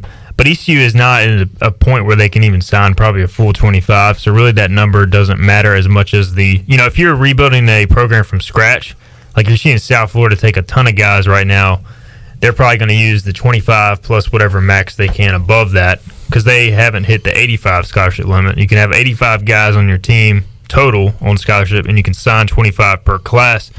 Well, ECU's only got, a handful of seniors, and so they're not going to use the full 25 because then that would put them over the 85. And so you're going to be very selective, and you'll probably see a number of guys enter the portal at some point from ECU because right now the math does not add up for next year's roster. And you think Mike Houston's already had those discussions and knows? I don't know where those discussions lie, but, right. I mean, you can look at guys on the roster who maybe are in their 3rd or 4th year who just aren't playing or have not developed to a certain standpoint, and at some point there will be conversations. I mean, this is college football across the board. Yeah. Hey, you're not going to play here, but I do think that the genuine thing about Coach Houston and the staff is they're going to do their best to, as long as the player has abided by the standards of the program, they really do their best to try and find kind of a good home for them. We see it happen in basketball all the time. You got guys leaving on their own. You got guys leaving because they're not good enough. I mean, that's just college sports now. It's a pretty brutal business. Yep. But it's the reality of it, especially with the NCAA not allowing teams to have over that 85 for next year. Like this year, there was some relief because you could have the seniors due to COVID coming back not counting against the 85, and now that goes away after just 1 year. So now is when it becomes real. And all right, so I heard you ask the question to Houston. We played his answer earlier. It sounds like offensive line was a big sticking point, something they wanted to address this signing class, this signing cycle. So O-line brought in a lot of those guys today. Yeah, it's a very good O-line group. It's a little bit, I don't want to say bittersweet because they were expecting another guy to sign, Terrence McClain, who ended up signing with Memphis, a JUCO kid who, just kind of, I guess, couldn't make up his mind. And so that didn't go ECU's way, but you still signed 5. And so you have to remember at the end of the day, you signed 5 quality offensive linemen. These guys just aren't guys that are going to come in and not have a chance to play. I think they're all AAC caliber linemen. You start with an immediate impact addition with Parker Moore. I'm still trying to figure out how to pronounce it. Moore. And, he's got to start at West Virginia, really good pass blocker, and he's continued to get stronger, but he'll play right away. So you have that, and then you sign 4 high school linemen, and to me, I've covered a lot of these signing days clip in case you haven't heard. But to me, this is the best group of high school offensive linemen that I've seen ECU sign. You've got from a talent standpoint or from a talent standpoint, not from like the other factors like mentality, work ethic, and desire. What about from a desire standpoint? I've got very good desire ratings on all these kids. Good. And but no, I mean, really, you look at two of them come from two of the premier programs in the country, and you don't get there unless you have desire, work ethic, and what was the other one? Mentality. You got to have a good. If you're going to survive at IMG Academy, you got to have a good mentality. Ethan Lang from IMG, Jacob Sacra from St. Francis, which was the only team to beat IMG this year in their final game. And then any Bishop Sycamore guys? No Bishop Sycamore guys included, unfortunately. IMG Academy, I think, did play Bishop Sycamore. That's where they became famous. And then beat that team. But I talked to some people who, it sounds like IMG Academy is basically an FBS program just with the talent they produce and the facilities they have. And, I mean, they don't produce, I guess they produce the talent, but guys that are good go there. Like, isn't Jeff Blake involved with that program somehow? And you've got, there's another former player, Ernie Logan, who's involved with that program. So, like, it's just a factory of, they almost recruit guys there. Well, nice to have some ECU connections there. Yeah, for sure. I mean, and that definitely didn't hurt. So, but it's a good O-line class. I mean, I think you could see maybe Saker and Lang help because they're basically coming from de facto college-type programs. And, you don't want to play freshmen early, but it wouldn't be out of the question, I think. Ideally, you redshirt them and maximize their eligibility. Is there any update on Cade Briggs, the left tackle from New Mexico? I know he recently visited East Carolina. So he would be the main – if they could find a way to get him or somebody of his caliber in addition to these five, I mean, you couldn't ask for a better O-line haul. He is transferring from New Mexico? Yes, he's transferring from the University of New Mexico. And he got offered today by Texas Tech. He's been offered the past couple days by Syracuse and Washington State. But the weird thing about his deal is he visited UCF, and his last visit was to ECU. Now the dead period goes from now until mid-January. You can't visit anywhere else as far as like an actual recruiting visit. He could go on his own. So basically, he can't see any of these schools that are offering him outside of online. So his last visit was to ECU. I feel like ECU leads, but is he going to be able to make that decision to, okay, I'm comfortable attending ECU because I've been there, or does he want to commit to Texas Tech without ever going there or without ever meeting their coaches in person? So he's got a decision to make. Because he's going to enroll in January, or he plans to. And so I think if they could find a way to get him, he's probably going to start at guard if he comes to ECU because he's played tackle at a high level, but he projects more as a guard. But if you get him, then you have him and Moore, and then you got four other guys for the future. That would be a heck of a haul. And so I think that's definitely a name to watch in the coming days. Real quick, Igoe, let's go. Who's returning? So Bailey Malovic, you expect to get him back from injury, right? Is he expected to be a part of the plan next year? Yeah, I mean, at this point, he tore his knee up in the first game, which you never want to tear your knee up, but if you're going to do it, you want to do it early in the season. That way you have more time to recover. I guess is a bright side. But, I mean, the toughest thing with him is he finally got his body to a good point, and then he got injured, so his body's probably not at a great point right now. He's got to start over. He's almost got to start over. So you get him back, you get Rob Vanderland back, but both those guys are going to be coming off surgery. So there's two tackles. Vanderland's done. He's not playing in the bowl game, correct? He's not expected to. All right. Noah Henderson is back, but he's dealt with a back injury all year. You just wonder, I mean, does he have a lingering deal? Like, I think he's not going to show up next year and just be 100%. I think it's going to be something where you got to continue to kind of manage it. How about you got three tackles returning, but they all have injury history. How about those transfers, Jones and Chase? Chase is done. Jones still has 2 years left. I mean, you got a good group returning. You lose Fry, Sean Bailey, and Justin Chase. Okay. But you return. Let's see here. You return Malovic, Henderson, Vanderland, Avery Jones, the guy from Havelock, Rashad Strother, and I feel like I'm missing somebody. Maybe not though. Isaiah Foote's going to be back. He's entering his third year in the program. He's got starting potential. And we always, I say we. And then you add the West Virginia guy. I forget about that. I think a lot of people do. So we celebrate these guys when they come in, and then a lot of them we don't see them for a year because they redshirt or they don't play. So are there any guys, Igoe, that, you know, have come in here that haven't played yet on the O-line? Isaiah Foote. Yeah. I mean, I think next year is kind of his year. Yeah, he's really redeveloped his body since he first came in. It's come a long way, just watching him from his first college practices to now.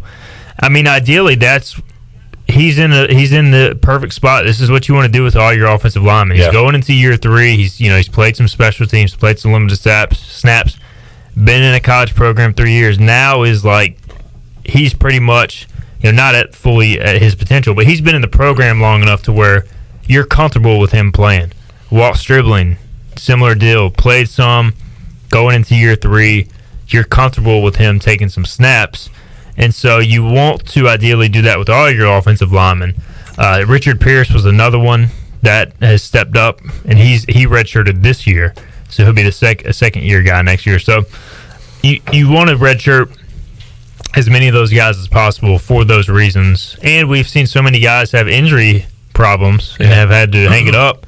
John Spellacy played as a true freshman, got hurt. Peyton Winstead played as a freshman, got hurt. I'm sure there are others as well. Stephen Igoe, good info. You can check out hoistthecolors.net. A lot of discussion, a lot of great articles there regarding signing day. Let's take a break. We'll come back.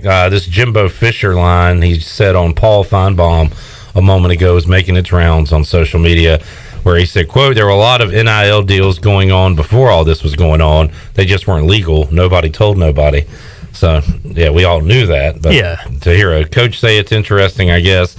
I love the meltdown going on in Tallahassee. We'll talk about that and more when we return. Also, got to open up the treasure chest. We'll do it in hour 2 right here and in hour 3 when Troy D will be alongside and we talk to head football coach Mike Houston. So a lot more to go on Pirate Radio Live. We're back with you after this.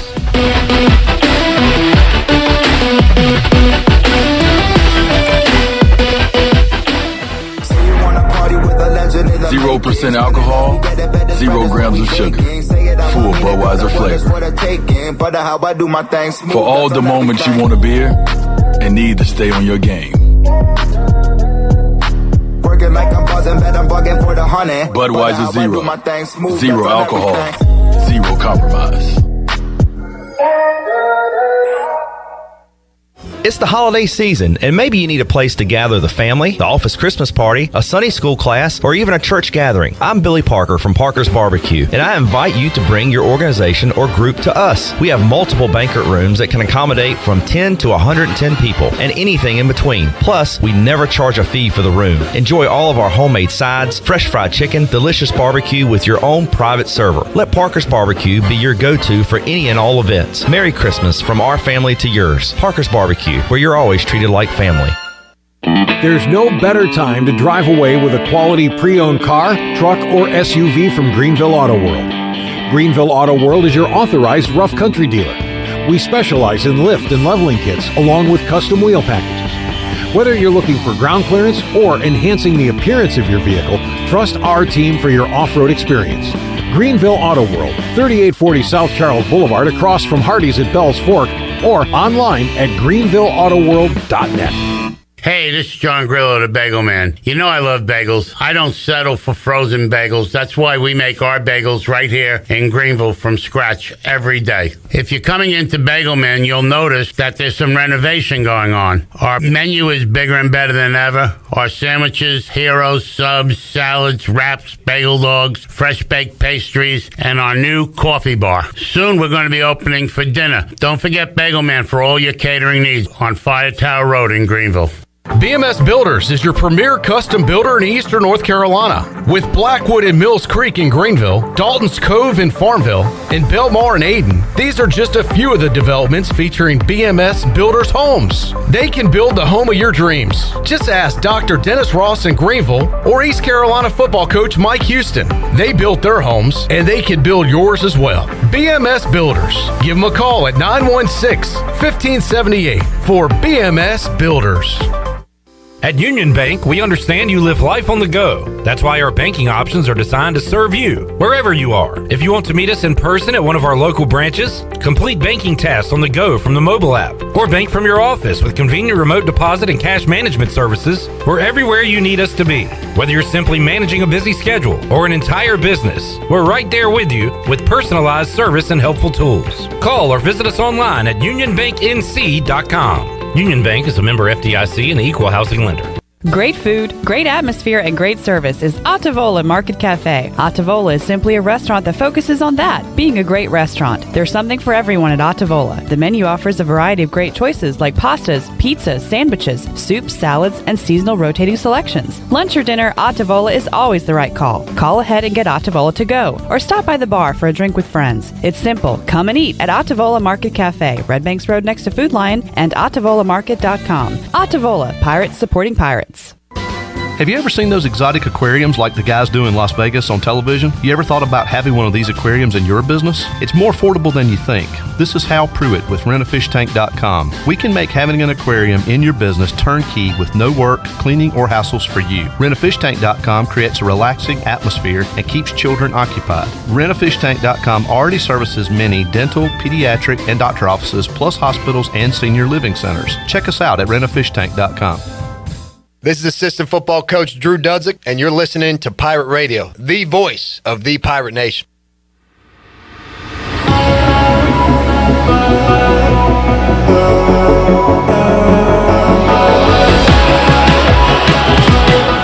You're listening to Hour 2 of Pirate Radio Live. Save lives, be a hero, and make $700 your very first month donating plasma at Grifols Biomat USA. It's the easiest way to make extra money. Start now at Biomat USA on 505 South Memorial Drive. Make up to $700 in a month and save lives now at Grifols Biomat USA. A better donor experience and better pay. Now, back to the show. Welcome back. Town Insurance is your premier independent insurance agency. From maximizing opportunities to minimizing risk, Town's insurance advisors offer expert professional advice to clients of all sizes. For personal or business insurance questions, call 756-8300 today. Now let's head back in to Pirate Radio Live. Here is your host, Clip Brock. All right, we are on an ECU Athletics hiatus, but that doesn't mean there's not stuff going on. Stephen Igoe as busy as ever, but Stephen, I'm ready for some games. I'm ready for some Pirate basketball on Friday. I missed basketball, but I really missed turning on the television this past Thursday and Friday night and just watching some random college football game. Or it's tough, Jeff, to be there on the weekends. Saturday was tough. Yeah. I watched a little Army Navy, but I think I watched that entire game because I was that starved for. We had to go to some Christmas party, and I was that starved to see some football. And honestly, Navy looked pretty good. I saw they came up with the graphic during the game that Navy played the third toughest schedule in America, and Army played the 107th. Oh wow! And I mean, I think you can make a fair argument that that's weird. Navy looked like the better team. Army played weak. I don't know who else they played, but who did Navy play that was so good? They played Notre Dame. Well, the American and Notre Dame, and there had to be another one in there. Marshall, they played Air Force, obviously. Air Force, yeah. Notre Dame, and Army. Was that their non-conference? Yeah. Did we name the entire? So. Okay. And they played all the tough teams in the American. East Carolina, ECU, some team named Cincinnati, SMU. I call them Cincinnati. All right, moving along. Good. What did you tweet me earlier? Good tweet, man. Or good, Thank you for saying that. Thanks for saying that. You got it. All right, Stephen Igoe is here. Liberty, give me liberty or give me death. The Liberty has given the Pirates death the last few times they've met on the court. We got a line on this game yet? Nah, Jeff and they do guess Liberty 3.5. Liberty's been a little disappointing. Are they gettable? They're definitely gettable. More than gettable? And according to the Associated Press, they're visiting ECU. Not sure when they're coming to Greenville, but bring it on. They are visiting the Pirates. That game is 1:30 in Charlotte on Thursday. For those unaware, it's game one of a quadruple header. Will Stephen Igoe be there? I will not. It's a long trip, Stephen, but man, that'd be a fun thing to go to. I really if it was in Raleigh, that'd be Yeah, if it was in Raleigh, I'd definitely go. Yeah. If I didn't have a 4-month-old, I would definitely be there. Erica's working that day, so. But I mean, it's Charlotte's just a haul, ways man. away. Charlotte is a haul, and I'm traveling for the bowl game, and so it's too close to that to travel again. When's the last time you saw ECU play in an opponent's arena? In basketball, man, it's been a long time. Probably Duke, Carolina, one of them. I saw them play at Duke for that preseason NIT deal. What about NC State? I think I saw them play there. So I saw it. I don't think I went to the game they played in Raleigh. Most recently, I went to Duke. I went to Carolina twice. Yeah, I don't think I covered them at Campbell when they beat Campbell. Wow, there you go. Louise Creek, baby. Yeah. I've never been to a road ECU game not involving an ACC team. I've been to Dean Dome and to PNC, but I've never seen ECU play outside of Minji's other than that. The problem is most of those games take place obviously during football season because non-conference coincides with football, and then we're so busy covering practice, recruiting. It's hard to travel to road games for basketball. Now, Especially when they play on a Tuesday evening or something. Now, once they get into conference play, I would like to travel, but I'm not going to watch ECU play Tulsa in basketball in Oklahoma. If it was CAA days, Stephen, we could make the road trip to American. If ECU was playing George Mason and American and Richmond, I would be at all the games, man. I would definitely travel to VCU. By the way, you did not respond to my... This was 2 weeks ago, I guess we were talking about ODU. Jeff Jones, former coach at American. It was a revenge game for ECU because he coached at American. Wow. Yeah. You got to connect the dots. I didn't respond to you. Well, that's how much medicine I get on a daily basis when I talk to you. Question for Igoe to find out. Oh, I like this. Any way to find out what date ECU goes to BYU next fall? Yeah, you can do some skits. I think it's set, but it hasn't been announced yet.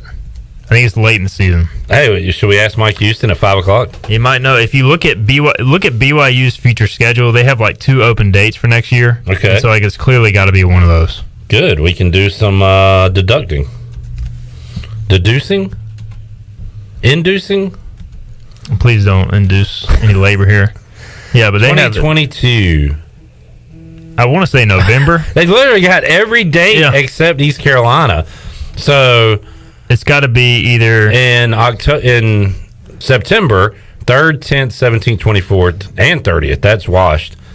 October 8, 15, 22. You got the 29th of October as a possibility, and you have the 12th of November as a possibility. Okay, so October or November. And I'm guessing... And last time ECU played, I remember on the road, it was kind of later in the season, right? Yeah, it wasn't traditional before your conference play. It was play. definitely either October or November. Which means East Carolina will have an earlier conference game next year. I would think they would want to put it, looking at the schedule, maybe on the 29th, but I don't know what, because BYU's got at Liberty on the 22nd and at Boise State on November 5th. Good news is it'll either be a look-ahead game at Boise State or we just got beat by Boise State game on the 12th. And then they have Dixie State on November 19th. So unfortunately, that will not be a look-ahead game. So we want the 29th because it would be after a long road trip at Liberty. Where is that game next year? At Brigham Young. Okay. My guess is based off that, they might do it November 12th. Because you would probably want to buy between at Liberty, at Boise. In 2015, the game was played on October 10th. Okay. Not that late, but, well. In 2017. The home game? Hammered them. Yeah. Scotty Thomas Sirks. Best performance as a Pirate. Just want to point out that East Carolina hammered Cincinnati and BYU. They really did, though. Here. And NC State. A Luke Fickle team. That's right. Beat them down. Wasn't it Luke Fickle's first year? Yeah, he still hasn't forgotten that game. He references it every time. Is that why he does the pull-ups in the locker room every time and tries to tear down our equipment? And That brings up today's question of the day. Did we cut loose Coach Mo too soon? Let's bring in Coach Houston. Let me ask this guy in the next room. We'll talk to Mike Houston coming up at 5 o'clock on today's show. We'll open up the treasure chest here in just a moment. What else, Steven? How you feeling about the bowl game? Pirates +3 against BC. I still haven't really dived. That's right. It. Yep. Dove. I do know that the Boston College has a lot of NFL talent, man. Just looking at their roster, they got a couple offensive linemen who are projected to be draft picks. Their quarterback, of course, Jerkovic. Oh,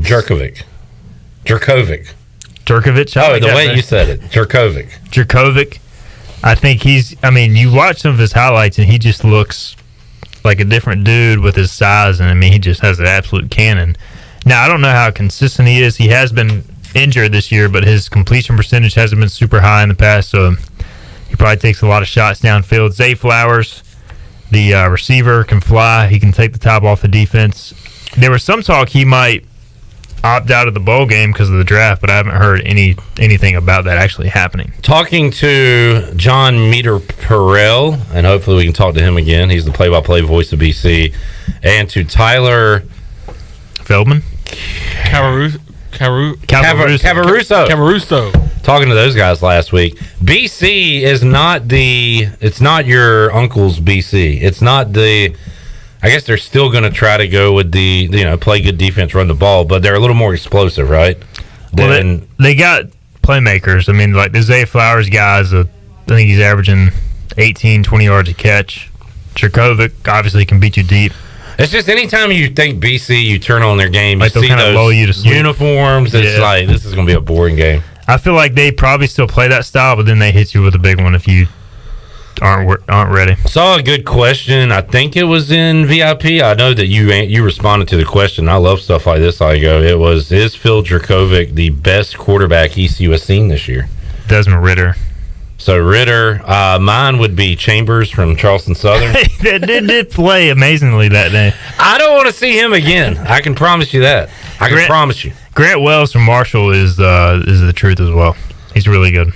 Not App State, although Bryce was a lot better than you said he'd be. He was. Now, I didn't give him the Tulane disrespect like Ronnie did a couple years ago, where he's like, Tulane doesn't have any players. I think Ronnie was crapping on Bryce, too. He probably was. What happened to Michael Pratt, by the way? What happened to Ronnie Woodward? I saw him on Saturday. Oh, okay. Michael Pratt, great question. Did he fly too close to the sun, Igoe? Was his star too bright early in his career? Well, their whole damn program took a step back. When he was in Greenville, man, he was playing injured. He was beat up. We did not get to see Dylan Gabriel, and we won't see him, thankfully. How about that, Igoe? We'll wrap it up here. Spencer Rattler to South Carolina, right? Yep. Is that official? Yes. Other big names in the portal at the quarterback position. Where's Gabriel going to land, or has he landed? Do you know? There was talk about Ole Miss, but I have not seen anything official at this point. Bo Nix has been talked about with a potential Gus Malzahn reunion at UCF. They hosted another quarterback on a visit recently in the portal. I can't remember who it was. I think they'll land somebody. Mikey Keene has some talent, but I think they'll add somebody in the portal. What was that? Everything all right in there? All right. Memphis, Seth Hennigan, for a freshman, he's going to be really good in a couple years. Yeah. Ritter's good, but Jerkovic is probably second or third. Grant Wells is good. They face good quarterbacks. The guy, Chambers, is up there, and then our boy, the GA from South Carolina. Yeah. Was he Doty, or was the... No, Doty was the one that... Oh, he was Zeb Nolan. Yep, and Doty's already in the portal. Dylan Gabriel supposedly going to UCLA to join Chipper, says Johnny Robertson. Maybe. Although, is Chipper going to Oregon? This whole thing is crazy, man. And that's fine. I just sit back and watch it burn. I root for my team and don't get involved in the weeds because the weeds are nasty. So it's just every offseason at this point, I think, is going to get crazier and crazier. It is year to year. With NIL and now the coaches still have to recruit like they did today and build the program. for 4 years out, but everything is completely year to year. That includes the coaching and now the players that they can transfer anytime.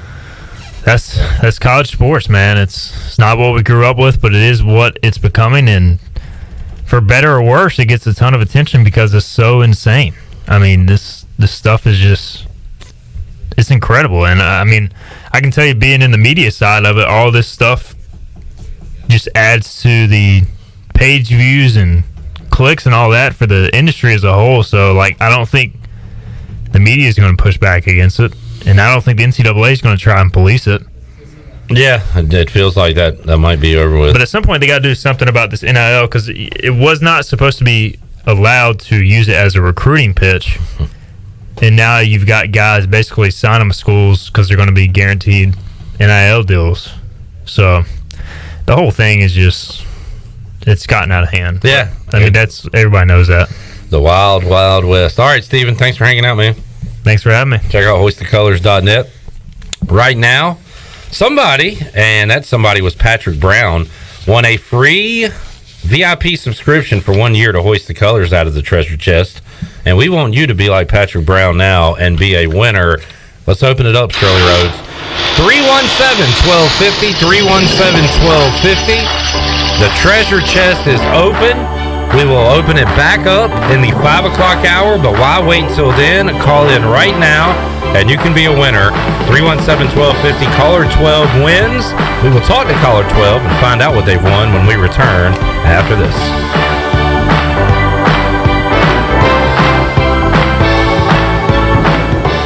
Hey Pirate Nation, this is Tom Brown from Brown & Wood Buick GMC Truck. We've been serving the Pirate Nation in Eastern North Carolina for 83 years. We have 4 brands, 3 generations, 2 showrooms, and 1 goal to make sure you leave a happy customer. This month at Brown & Wood, get an all-new 2021 Buick Encore GX and save over $2,000 off, or 0% for 72 months. And as always, Brown & Wood is the home of the lifetime powertrain warranty. We're located on Greenville Boulevard next to the Convention Center, or shop us online at brownandwoodauto.com.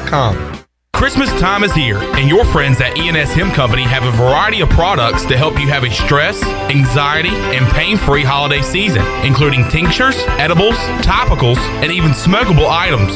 For every $45 spent, you will be eligible to enter their holiday raffle for a chance to win an awesome gift basket. E&S Hemp is located on Firetown Road near Sam Jones Barbecue, and be sure to check them out on Instagram and Facebook or online at eshempcompany.com. Pizza. What you got there, Dad? Oh, man, the new Bacon Mania lineup from Papa John's. Oh, it's the triple bacon pizza, topped with full strips of bacon. Woo, that smell of bacon through the house has everyone showing up. And I mean everyone. It's the season of bacon at Papa John's. Better ingredients, better pizza. This year, US Cellular is making a big deal out of the holidays. You can choose any phone from any brand free. That's right, any phone you see in our store is free. And get unlimited data for our best price of the season. Just $30 a month per line with 4 lines. Feel the locally grown joy from US Cellular, America's locally grown wireless. Limited time offer. Terms apply. See uscellular.com for details. Now that life is returning to normal, we have found a lot of good things that came from the pandemic. One of them is not having to go to the wireless store anymore. The Cellular Warehouse team has been in the business of delivering phones to your home and office for 20 years. People found out about our free delivery service and love the ease of getting a new phone, tablet, or hotspot. Call Toby Williams today at 252-799-7051 so you can start experiencing the joy of never going to a wireless store again. Cellular Warehouse, your local U.S. Cellular authorized agent. At Jimmy John's, we don't make sandwiches. We make the sandwich of sandwiches. We use fresh veggies because we don't hate salads. We just feel bad for them. We make our sandwiches exactly how you want because you're the one who's eating it. And we bake bread all day, every day because stale bread isn't bread. It's croutons. Sandwich history is written by the victors. Good thing we have legible handwriting. Jimmy John's, the sandwich of sandwiches. Order pickup or delivery on the app. This is John Gavigan with the Gavigan Agency. Our top priority is doing what is best for our members. Whether you are buying a new vehicle, a new home, protecting your family with life insurance, or filing a claim, our agency will be there every step of the way. Our goal is to become a trusted advisor for you and your family for all of your personal and commercial insurance needs. Give us a call in Greenville at 756-1400 for a car, home, business, or life insurance quote today, and give us the opportunity to show you the benefits of doing business with someone who cares. Pirate Radio. It's going to change. I promise you. As I stand here, it will change. Okay, and when it does, that stadium, it's going to be rocking, and heaven help whoever walks in there to play us. The voice of the Pirate Nation.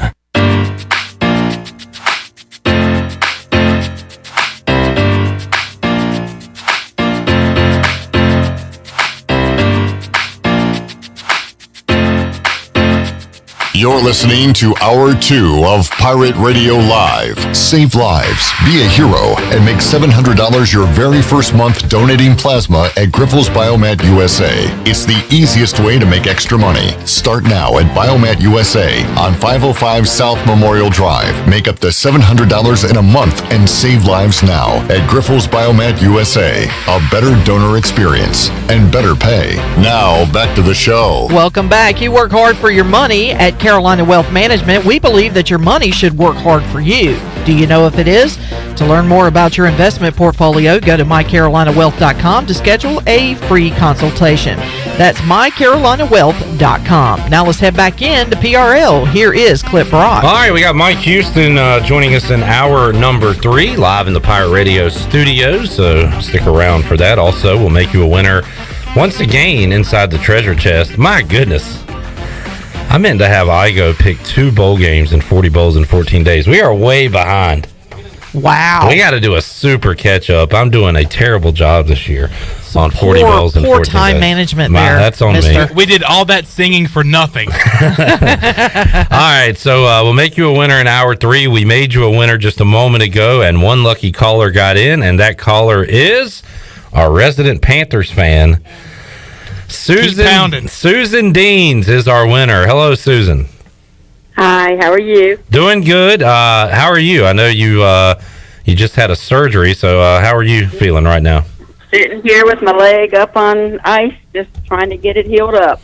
Saw Redbeard made a joke earlier, and laughter is the best medicine. He said it sounded like you're healthy enough to go play for the Panthers right now. Oh. Yeah. And we'll just put that on the back burner. All right, we'll get into that. All right, Susan. That's what some of them do. Susan, I know you've won some prizes and have chimed in with us quite a bit. Have you ever won inside the treasure chest before? Yep, for about the past 4 or 5 years, yeah. Wow. An Emporium last year and a awesome golf bag set, and won over the years. Getting a little deflated. I was feeling kind of bad. I was commiserating with Chad, saying, "Heck, we are losers this year." Geez. Well, now he's just the loser. Yeah, now he stands alone. All right, Susan, what do you do?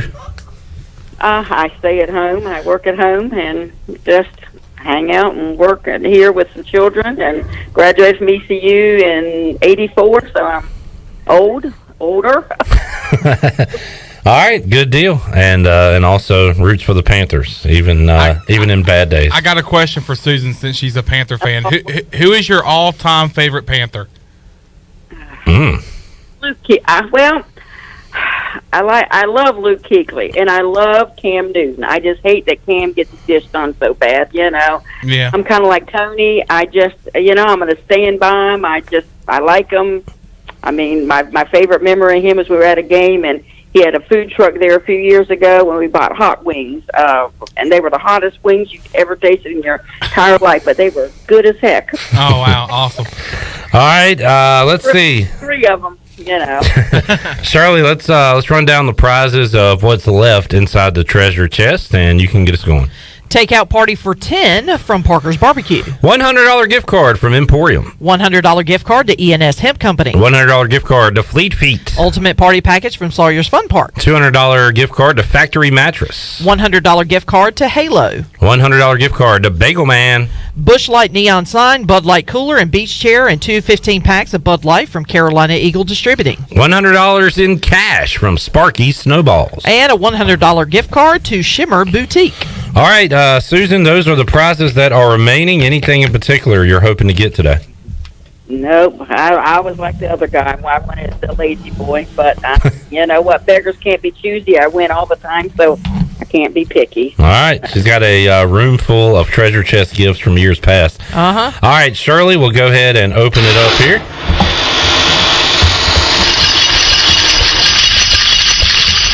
I will pull out the prize here. And oh man, this is a good one. Uh-oh. Kick that leg back and enjoy a takeout party for 10 from Parker's Barbecue. Woo! Oh yeah, now that's good. Thank you. All right. So much. So Susan Deans will be enjoying some awesome Parker's Barbecue with 9 other sad Panthers fans. You can invite Chandler, you can invite Tony, all the crew. We'll go commiserate our misery. There you go. There you go. All right, well, Susan, we hope you're doing all right, and congratulations on another treasure chest win. And thanks for always chiming in, having some fun with us on Fridays too. Thank you. I just saw Chad chimed in and said she did it. All right, thank you, Susan. Congratulations. Appreciate it. See you, Susan. Susan Deans, a takeout party for 10 from Parker's Barbecue. That is awesome. And for me, that would probably be a takeout party for 4. I'm trying, I'm a big portion guy. Well, look, the rest could go to Wes Hines, because remember he ate. No, that was somebody else, but he did eat Parker's at one time. He said, I ate Parker's the other day. I had like 5 barbecue sandwiches. So you can have Wes Hines help you out. He and Susan kind of on the mend right now. They can enjoy some Parker's together. All right, so great prize there. Susan Deans joins our winners from this year. Pretty much everybody but Chad Moore. Mark Hall won 12 large pizzas from Domino's of Greenville. The Pirate gift basket from UBE went to Christina Mace-Moore. Susan Deans just won the takeout party for 10 from Parker's Barbecue. Hannah Manning won the $100 gift card from Chico's. Everybody's jealous of Anthony Whitehead. He got the Lazy Boy recliner from Balstic Sugg Furniture. David Stahl won the $100 gift card to Fresh Vibes. Kevin Ainge took home the $140 gift card to Revive Health and Wellness. Jay Searles won the gift basket to Naughty Dog Brewing Company. Carrie Brown got the $100 gift card to Tiebreakers. Jim Dillon got several gift cards, $100 in gift cards to Dap House, Christie's Europub, Sidebar, and Jarvis Street Bottle Shop. Jeff Dover won the $100 gift card to Purple Blossom Yoga Studio. $100 gift card to Jersey Mike's went to Bob Morfitt. And Patrick Brown won the free year VIP subscription to Hoist the Colors. So we still have 1, 2, 3, 4, 5, 6, 7, 8, 9, 10 prizes to go. And guess what, Shirley? We've got 5 shows to go. So if you do the math. But we are going to give away another prize today, which will leave us with 9. So we'll do 2 prizes Thursday, Friday, Monday, Tuesday. And then one final prize on Wednesday. Next Wednesday. And that'll wrap it up for the year. Well, our chest will be emptied. So, good stuff. Fabulous. Will be empty chesters. Do you just sometimes feel like you haven't said enough on the show and you got to get in while you can? Sorry. No, it's fine. I mean, Chandler, you know me. I'll say anything because... That was a good one, though, right? It was good. You don't know if it's going to be funny if you keep it to yourself. You got to get it out there. And I just let it out there. And once it's out there, it's out there. And if people enjoy it, they do. If they don't, oh well, move on to the next one. But see, and you didn't enjoy it, and well, because there was no reference. There was no reference to it at all. There was nothing for me to draw back on, and I guess the reference could be empty nester. Parents are empty nesters. Shirley, do you remember the NBC show Empty Nest? I do. I don't know if I ever watched it, but I do know I it was a did. thing. I watched it because it came on right after Golden Girls. I do remember from that time frame. Thank you for being a friend. I feel like Wings was maybe on during that time, and I did watch that show. That came on NBC, I want to say on like a Thursday night. But I remember Empty Nest because it had Robert Mitchum. An old man with white hair. Robert Mitchum And was that's the all I actor's remember. name. Yeah. And then Christy McNichol was the daughter, his daughter in the show. And then there were a couple of other characters that I don't know their names, but I can remember their faces. But Marsha Brown, I want to say See, she Chandler, played. this is what you got us on. Yeah. Well, also my brain's full of useless information. I could tell you that, but I couldn't tell you what I did 5 minutes ago. So Chandler, just the way it is. Mike P enjoyed your line. He said more like Chandler funny cut. That's a good one, Mike. That's a good one. I disagree with that, and I disagree with Mike. Chandler is a funny guy. You had a good one earlier today. What was that? I don't remember. Matt says he had a dog. Yes, he had. Oh, in the show, yes. I don't know what we're talking about anymore. In Empty Nest, Wings he had a dog. Wings was Friday night. Golden Girls Empty Nest was Saturday night, according to Steve Hill. Yes, that's exactly right. The old NBC lineup. And mentioned this with Troy the other day. I don't know if I could name like one. Oh no, it was Richard Mulligan. That was his name. Well, I'll give you a mulligan on that.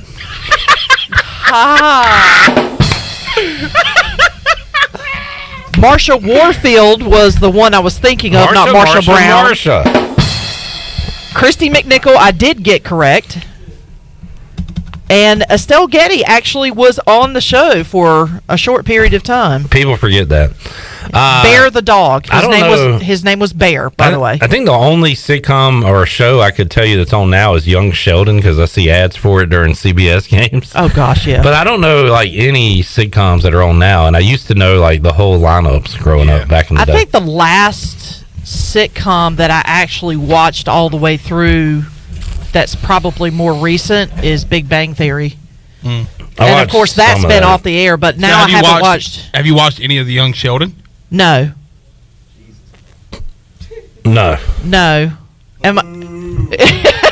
Glenn's Josh? booing me back here. Wow, Josh says more like Chandler funny not. Come on. Is that Josh T?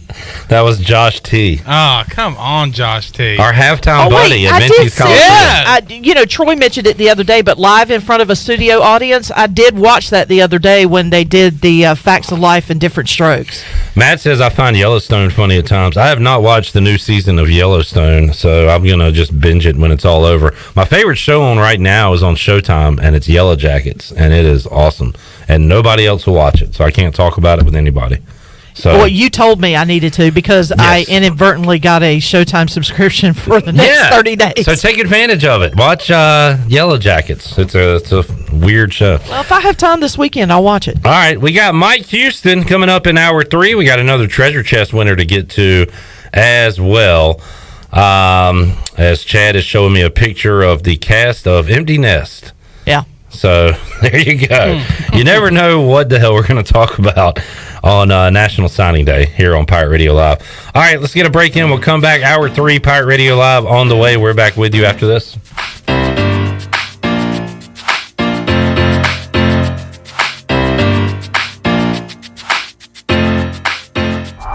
going to change. I promise you. As I stand here, it will change. Okay, and when it does, that stadium, it's going to be rocking, and heaven help whoever walks in there to play us. Pirate fans, this is head football coach Mike Houston. The Pirates are headed back to a bowl game for the first time since 2014. We want you to share this experience with us. Join us on December the 27th as we take on Boston College in the Military Bowl in Annapolis, Maryland. Get your tickets today at ECUPirates.com. Go Pirates. And I can promise you, there will be no quarter, ever. Take a break from the holiday hustle and bustle with a visit to Jersey Mike's. I'm Wes Shepard, your local Jersey Mike's franchisee in Eastern North Carolina for over 25 years. Let us treat you the best subs in town. We can also take care of any of your catering needs this holiday season, large or small. Plus, we partner with many third-party delivery services that can bring your meal to you. Jersey Mike's, open 7 days a week for lunch and dinner. Everybody likes Jersey Mike's. Everybody likes Jersey Mike's. Jersey Mike's. Kyle Gaines here from Washington Chrysler Dodge Jeep Ram in Washington, North Carolina. Happy holidays, folks. Let me tell you what we have going on in December. December is the greatest month to purchase a vehicle. We have 90 days till first payment. You heard me, 90 days till first payment. So you can get your Christmas gift and not have to worry about paying for it for 90 days. Also, come check out the Jeep Grand Wagoneer and Wagoneer that is just launched. Let me tell you, folks, this vehicle is phenomenal. All the features and benefits that you need for your family, and the most iconic SUV, the Jeep Wagoneer. If you need help with Christmas ideas, we have you covered, offering B&W trailer hitches. Also, our service department can take care of you with lift, wheels, tires, and accessories for your next vehicle. Will be a perfect Christmas gift. Come check us out at our state-of-the-art service department. And don't forget, we have a vehicle for all budgets. So if you're looking for that vehicle under $5,000, we have you covered. Trucks, SUVs, vans, we have it all, folks. And remember, drive a little, save a lot. Washington Chrysler Dodge Jeep Ram between Greenville and Washington, and WashingtonChryslerDodgeJeepRam.com. Uptown Greenville's newest dining experience is open and ready to serve you. The Sidebar, a Tex-Mex fusion restaurant, offers dinner and weekend brunch. Located at 707 Dickinson Avenue, right beside the DAP House, the Sidebar has indoor dining and patio seating for everyone to enjoy. For the latest information on reservations, menu items, and more, follow the Sidebar on Facebook or on Instagram at sidebar.greenville. You know, texting while driving is dangerous. That's not new information. Yet most people admit to doing it anyway. Drivers are 23 times more likely to be involved in a car accident while texting. Know the facts and wait to text. The danger is real and it applies to you. Auto Owners Insurance, the no problem people. Information provided by Virginia Tech Transportation Institute. This is Brian Smith with Town Insurance in Greenville. Call me today at 756-8300. Go Pirates! You'll save a whole lot of money with Christmas cash savings from Bostic Sugg Furniture. Spruce up your home in style and save up to 15% off store-wide, plus 6 months special financing, or choose 48 months special financing. Give yourself the gift of better sleep on a new mattress with 48 months special financing, plus a wide selection of in-stock and top-of-the-line Serta and Restonic mattresses. Don't miss Christmas cash savings going on now at Bostic Sugg Furniture.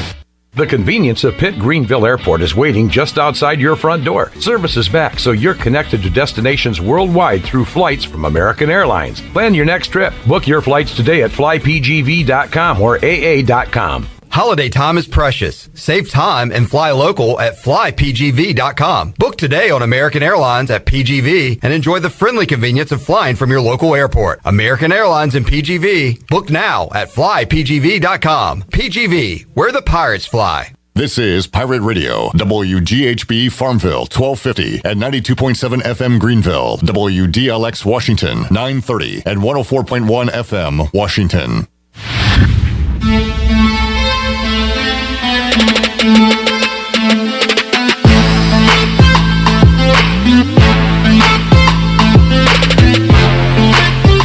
You're listening to Hour 3 of Pirate Radio Live. This hour of PRL is brought to you by Bud Light, reminding pirate fans to stay in the game and drink responsibly. Bud Light, the official beer of the ECU Pirates, and proudly distributed by Carolina Eagle Distributing since 1989. Now, back to the show. Welcome back. Live well, move more, and hurt less with Kinetic Physical Therapy. If you're recovering from an injury, getting back into sports, dealing with everyday pain or fatigue, then Kinetic Physical Therapy can help you get back on track and live well. Kinetic has nationally certified therapists for physical, occupational, speech, and massage therapy, all in a state-of-the-art facility on Arlington Boulevard in Greenville.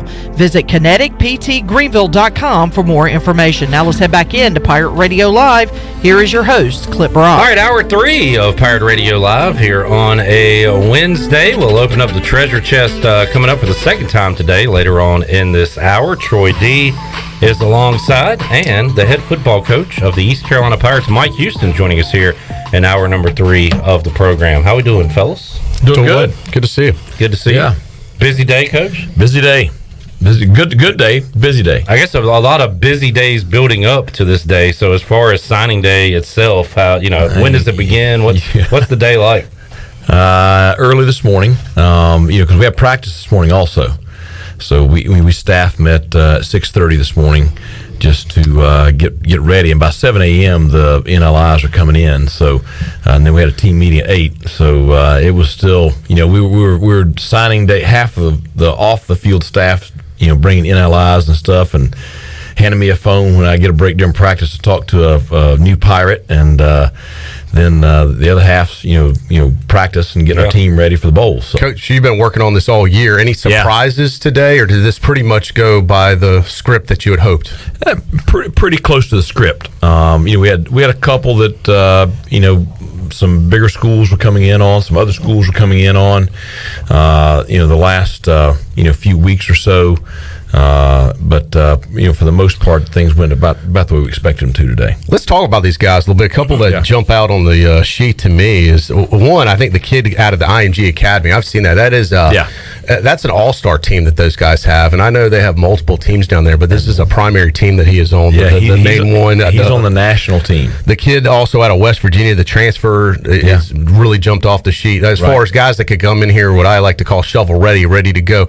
Tell me your perspective on it. What are the ones that the big stars that, hey, these guys could come in and immediately make an impact? Well, I think that Parker Moore, you have a guy that's started in the Big 12. He started for West Virginia this past year, so that guy's ready to come in and play right now. And I'm not saying he's going to come in and start right now, but he'll compete for a starting position, which will make everybody better immediately. A guy like him, a guy like Chandre Mims. Defensive tackle from Charleston Southern, played against us this year, had a good game against us.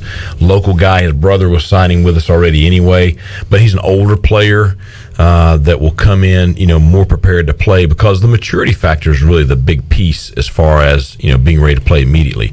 Jordan Huff, the safety out of Hutchinson Community College in Kansas, that's a guy that will come in and be prepared to play, pretty much immediately. Some of the other guys that are high school guys, some will be farther along than others. Now we have 12 that are coming in mid-year, and that certainly helps. And that's big time for folks that don't understand. The average fan that doesn't understand what it means. That means they're going to be enrolled at ECU in like a week or two. Yeah, in January. And you basically get all spring ball with those guys. You get all spring, all summer. A guy that doesn't mid-year, he doesn't come in until mid-June. So he doesn't get spring practice. It's a late start. He gets half the summer. Yeah. So really, that player that comes in mid-June has a hard time playing the first year. So it just makes a huge difference. So you never know. J.D. Lampley, extremely high ceiling, really, really good player. Now, is he going to be ready to play as a freshman? I don't know, especially in that room. But now he's got a lot of ability. What were some of the positions you guys look at the board and say, this is where we really like to shore up? Well, offensive line's the big one. You sign 5 offensive linemen, 1 transfer. You mentioned Ethan Lang from IMG. Jacob Sacra from St. Francis Academy in Maryland. That's a kid that is the highest rated offensive line prospect to ever sign at East Carolina.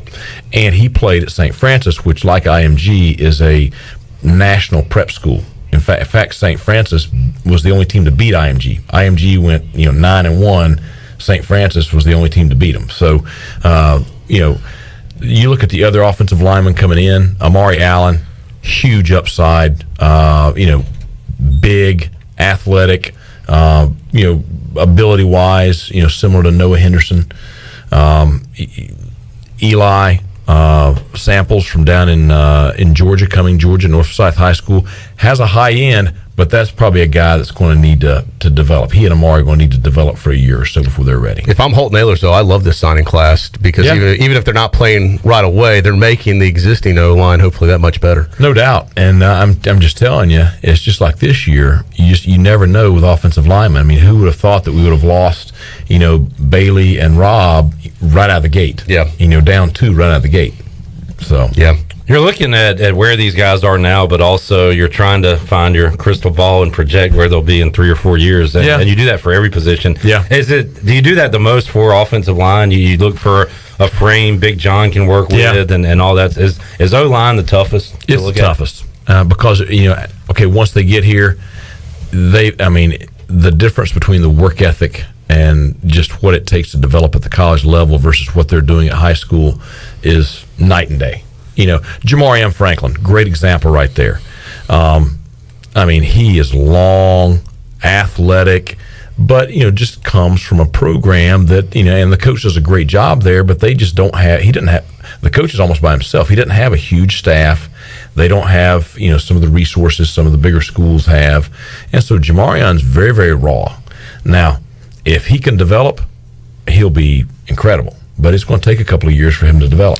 This is a great start for East Carolina, in my opinion, on early signing day today. But as you know, this is kind of a living, breathing document. This isn't the final list. There's going to be more guys to sign. There's going to be other guys probably to exit the program that might be on the roster right now. So there's still a lot of movement that's going to happen between now and, by the time fall camp rolls around. Oh, tons. And I tell you, the college football, as we have known it, is changed forever. And, the difference, with the transfer portal, with name and image likeness, recruiting and building your roster, starting this year is going to be different for the foreseeable future. And there's going to be a lot of movement. I mean, you look at the quarterbacks across the country right now. I mean, it's like a chess game.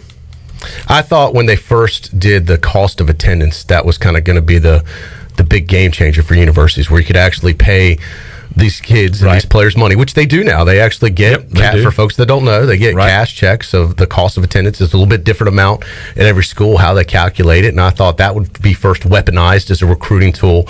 But now that's become kind of almost secondary sometimes. No, that's like a little voucher, right? That's like $20. The name, image, likeness deal, and we're getting ready to, this is just the first season of it. It's still so new. You see that kind of, and I call it weaponized for recruiting, that now things that would have put schools on probation have now become tools that, hey, this is fine. It's as long as it goes through a business and it's a name, image, likeness deal, it's all legal. And I think you saw some of it potentially even with Deion Sanders today. That was a big national story. We were talking about it earlier on the program. The number one supposed recruit in the country was going to, interested in Florida State, and he gets them to go to, what is it, Jackson State, where Deion's the coach, allegedly reported for a huge NIL deal money. Yeah, I mean, the rumor is $1.5 million a year from Barstool Sports, but it's very real. I mean, some of the stuff like Tennessee, each offensive lineman's getting $50,000 a year, and that's real. That's real. Yeah. Texas, it's $100,000. SMU in our conference, a group of donors have gotten together. They are committing $1 million a year to name and image likeness for the student athletes. It's incredible. Eric Dickerson did it back in the day, and they got in trouble for it. Now he's one of the people behind it, I believe. Right? It's and I know it's we try very hard to do things by the book. I just think if they don't regulate it, it's going to turn into exactly why they shut SMU down. It's going to be shady. Wasn't the genie already out of the bottle in many ways with this thing? I mean, how do they regulate it now? It's already going on. It's already happening. It's only, I think, going to get bigger. And how do schools like East Carolina compete against when you have these big schools players getting $1 million deals or even $50,000 deals?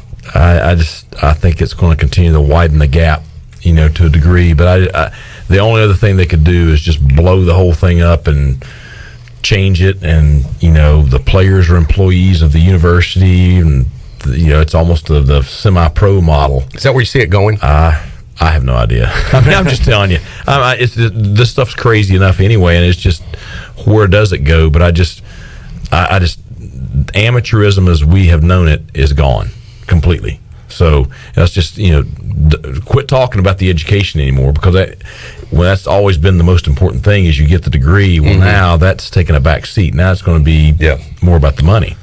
On the note of this stuff, and this is, I think, a positive of it, and I said it to John Gilbert, I want to say it to you too, Coach, that we've had the Players Lounge on Mondays here on Pirate Radio Live, and I'm sure, you're not thrilled about your players being on live radio and things like that, but I do want to say that it's been awesome talking to these guys. I think they got a lot out of it. I mean, talking to Bruce Bivens, who certainly isn't shy on the field, but behind a mic can be a little shy. Right. He came out of his shell. Rajay's like a dang pro at this point, talking on the mic. And I just want to say those are awesome guys. He now wants a part-time job up there. But those guys were great to talk to this year, and I think you got a great group over there, and just wanted to let you know that.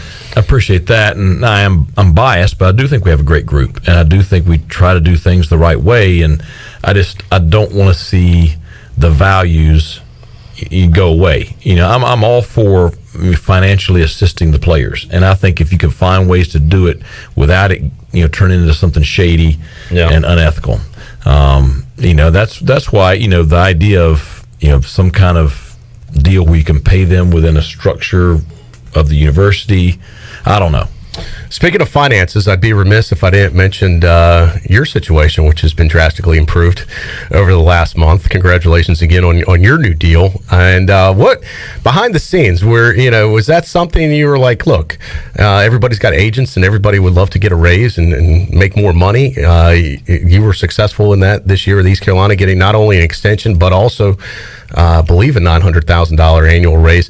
Was that something how long was that being negotiated? Was that something ECU brought to you? Was that how did it all go down, and how important was that for you here to say, look, I don't want to go anywhere, but to not go anywhere, I need this? Well, I think it's when you get to the point in my old contract where it was kind of okay, make or break. At the end of the day, you're going to have a hard time recruiting moving forward under the old contract because everybody's going to start using it against you in recruiting. Well, he's not going to be there. They're going to make a change. So that kind of stuff. John Gilbert came to me after the Memphis game and said that the university wanted to do something. He had been mentioning it to my agent back of this.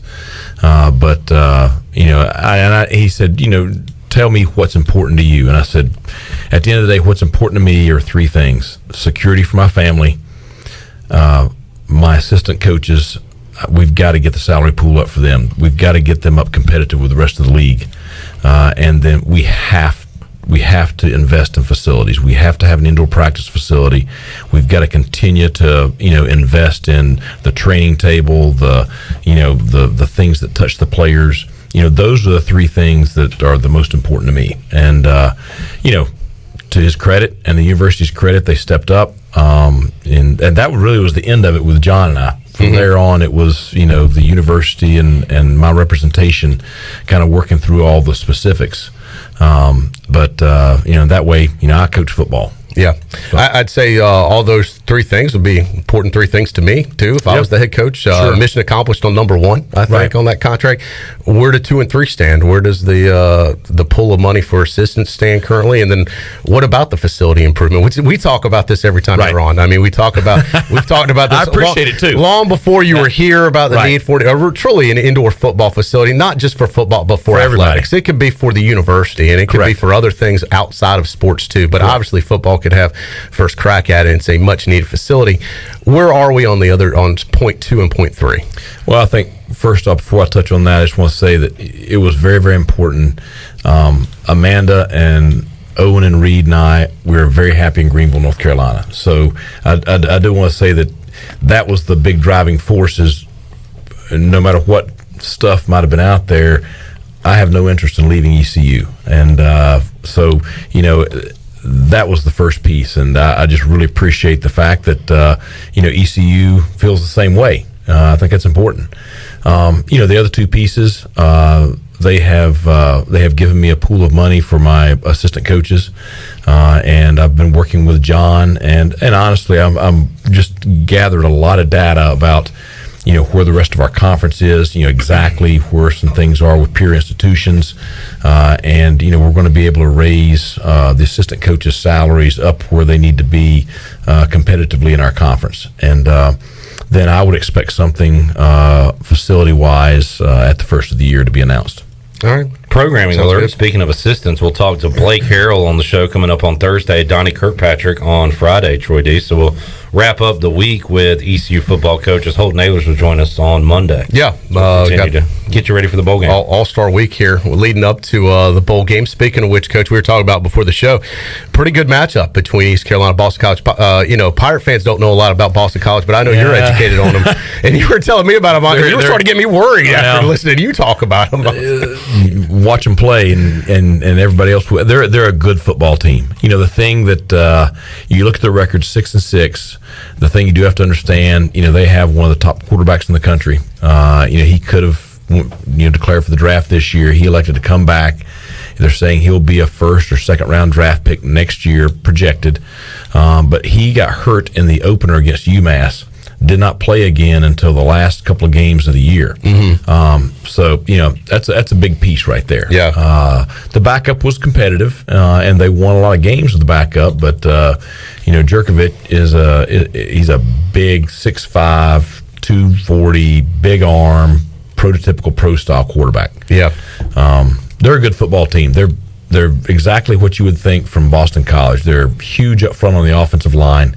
They have two big backs, one smaller back, speed guy. They've got a dynamic receiver that's probably going to be a first, second round draft pick, late first round, early second. They've got big tight ends. They're going to line up and try to just run over us, and then they're going to play action, 7-man protect, and throw it as far as they can down the field. So we'll be challenged they're going to try to control the ball. So we're going to be challenged for, getting the ball, for our offense. And then defensively, they match up very well too. The number 1 in the ACC in pass defense, number 4 nationally, big defensive front, big linebackers. We're going to try to take the run away, make you throw it. So it's going to be a challenge. I think sometimes in these bowl games, it seems like it's been forever ago since we played a football game. And I know talking to some of the players, they felt the same way. And we still got a ways to go before, got it close to a couple weeks until this game kicks off. How much of those intangibles are a factor as far as who's less rusty, who's really keyed up, wanting to be there and play? How important is that, especially going into a bowl game? I think the factor of we're both going to have about the same amount of layoff. So I do think the want to motivation is key. Now, everything I've gotten out of them is that they're pretty motivated for this also.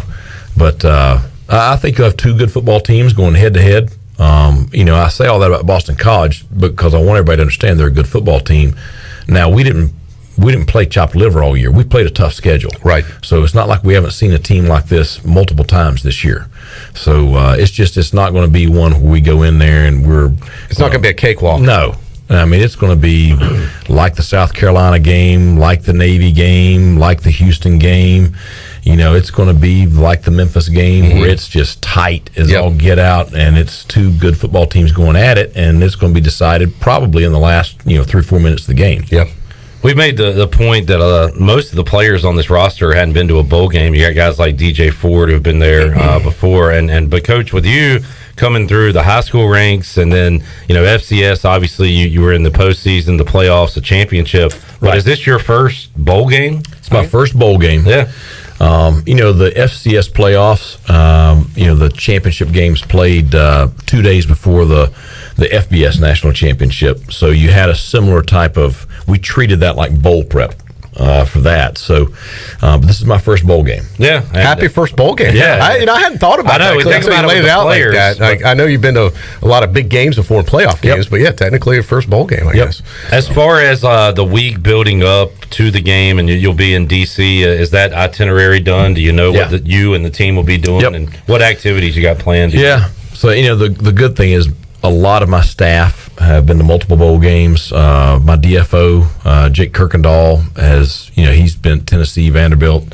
Have been to a lot of bowl games with those guys. So, they've helped kind of, this, that, and the other, just some input on the schedule and stuff. So, we'll go up the 23rd. We have some things. We're going to go to a nice restaurant on the way up, and heard of one of the Brazilian steakhouses. I've heard. Yeah, everybody will be full. That's a good thing you're doing that early. Well, and we're going to give them that evening when we get there. We'll get there mid-afternoon. We're going to give them that evening. We're going to give them some meal money and just kind of give them some parameters and let them kind of go out to eat that first evening. Yeah. And then the next day we're going to the African American History Museum there in D.C. We have a guided tour of that, so that's something the kids are excited about. We got practice in the morning, event in the afternoon. I think we're going to a different restaurant that night to eat as a team. The next day, which is Christmas Day, we are going to do something Christmas Eve. just a chapel service for the team and everything, and then Christmas Day we'll practice mid-morning, and then that afternoon a guided tour around Washington D.C. We'll have a Christmas dinner that night. We're going to allow a little bit of time that night for families that are in town to be able to see the players also. Yeah. Probably a good time to do a tour because most people won't be out at that time. So you probably have the bowl really has set all this stuff up. Yeah. So both teams are going to do similar activities.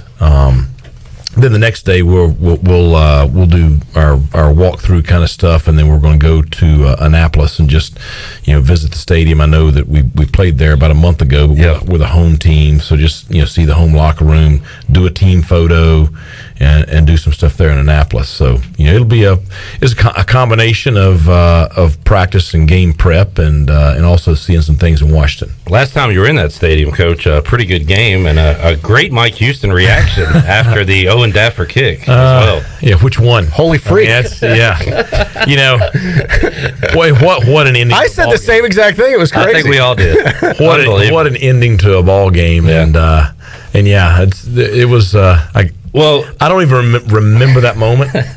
But that's a reminder to me that everything's on camera. I had mentioned too. I think one of the things that would have given me so much confidence in him, in knowing that, hey, you got nothing to lose. If you go out there and you miss it, worst case scenario, the game still goes on. You go into overtime. Wait, now remember Alabama and Auburn a few years ago? They tried a long field goal, kick six. That's true. I guess things can happen. Yeah. The fans don't think about that stuff. That's all there is. You're worried. There's a worst case scenario. Thing I'm thinking about is traditionally on a long. I'm thinking he just misses it and you go in OT. Yeah, on a long field goal, traditionally the trajectory comes out lower. Yeah, so you have a higher percentage chance of a block. I mean, that's all the stuff I'm thinking of is. Yeah, but you must have seen him do it in practice and know he was capable of it, obviously. And he's been really, really good this year. I mean, he was good all year. I know that y'all thought I was crazy for saying, this walk-on kid, we're going to be fine without Jake Verity. Yeah. But he's been really good all year. I really liked, during leading up to the kick, I felt like he was in a good place. I felt like we needed 5 more yards. We didn't get it. Got the delay, so it's 5 yards farther back, and then or the false start. I mean, and 5 yards farther back. So, but really, the debate came down to just a Hail Mary versus the field goal, and percentage wise. You felt like you got a better chance with the kick than you do with the Hail Mary, because the Hail Mary is pretty low percentage. Yeah, I thought giving him the game ball was a no brainer. Yeah, the bonus scholarship at the moment did it just kind of happen? Did you say how did you decide to go ahead and, because that's a big decision to give a kid a scholarship? How awesome though. I think it was fantastic. You look stat wise for the year coming into that game, he'd already earned the scholarship. Yeah, I'd already talked to compliance. He was going to be on scholarship the next season. He was going to be on scholarship. I had not talked to his parents yet, but internally we knew he was going to be on scholarship moving forward. And so it's kind of like the Elijah Morris kind of deal. Why not go ahead and do it when the timing's right? Yeah, you have a moment like that. Yeah, what better way to share the moment? Yeah, that previous week it came down to a lot of things against Memphis, but part of it was kicking. Owen Daffer's kicking and Memphis's inability to kick a field goal. That's it. So he was perfect the week before. Good stuff. All right, we need to get a break in, Troy D. Yeah, as we do. And open it up. Let's go crazy. While Coach is here, we have a special guest announcer. I'll pick out of the box and I'll hand the official duties over to Coach. And Shirley, let's do the honors. Let's go ahead and open up the Pirate Radio Holiday Treasure Chest right now. 317-1250. 317-1250. Not only will you be our winner if you're caller 12 right now, you'll get to talk to Troy D, Clip Brock, and Coach Mike Houston. All those calls you had on the 5th quarter about what Coach Houston should do, now you can tell them. Yeah. I need to call in one. Coach said he wants to sit in on a show one day. Absolutely. 317-1250. Phone lines are open now. We're looking for lucky caller 12. The treasure chest is open for business. We'll be back right after this. So my mom.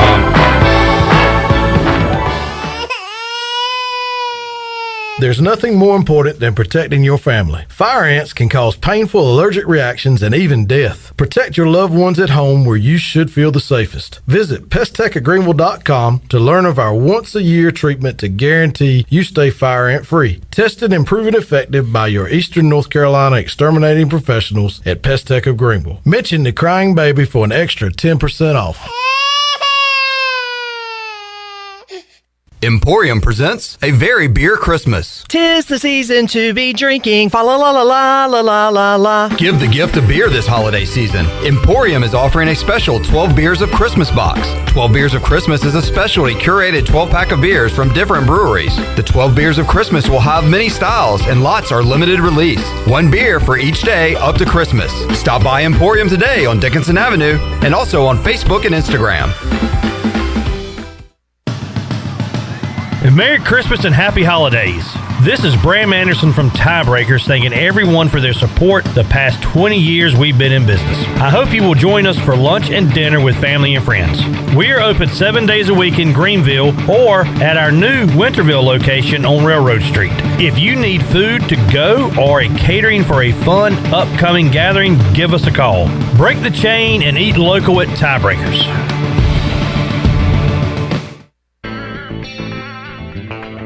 There are times in our lives when we feel like we have hit rock bottom with nowhere to go, but that is actually when God is closest to us and building us into who we are meant to be. Hi, I'm Holt Nailers, and that's how Built When Broken was formed. BuiltWhenBroken.com is an apparel brand to remind people not only where they come from, but also where they are going. Visit BuiltWhenBroken.com to get the latest BWB apparel, t-shirts, hoodies, hats, and more. BuiltWhenBroken.com, apparel for our walk through life.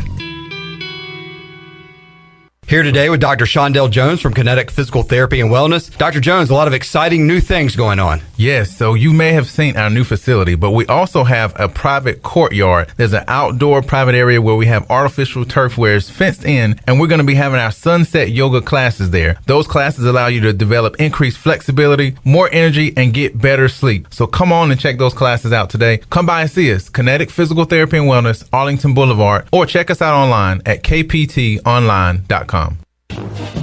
Football is back at Familia. Enjoy Familia's Sunday brunch featuring shrimp and grits, made-to-order omelets, French toast, and more. Feed the family with Familia's pizza special of buy one, get the second one half off every Sunday. Whiskey drinkers, be sure to make your reservation now for Familia's whiskey tasting this month. That includes 5 whiskey samples and 5 small plates for $50. Familia, Fire Tower Road near Pitt Community College, and FamiliaNC.com. If you are push mowing your yard using an inefficient lawn tractor or your current zero-turn spends more time in the shop than mowing your grass, it's time you look at a Hustler zero-turn lawnmower. Residential mowers from Hustler are built like tanks and drive like sports cars. All Hustler mowers have fabricated, welded steel decks. Don't settle on cheap units with flimsy stamped decks from big box stores. Come see Ron Ayers Motorsports. It will guide you to the right mower for your property and your budget. Find us at Ron Ayers Motorsports, Highway 11, north of the airport in Greenville. Blue 42! Blue 42! Unlike football, life doesn't take a timeout, and anything can happen at any time. Unfortunately, anything isn't always a good thing. You need auto and life coverage, and agents. There for you 24 hours a day, 7 days a week. You need North Carolina Farm Bureau insurance. Timeout? Not even in our vocabulary. Pirate fans, call Carlton Ventures or Brandon Manning at 756-3007. North Carolina Farm Bureau Mutual Insurance Company. Farm Bureau Insurance of North Carolina, Inc. Southern Farm Bureau Life Insurance Company, Jackson, Mississippi. An independent licensee of the Blue Cross and Blue Shield Association. This is Tyler Sneed, and you're listening to Pirate Radio, the voice of Pirate Nation.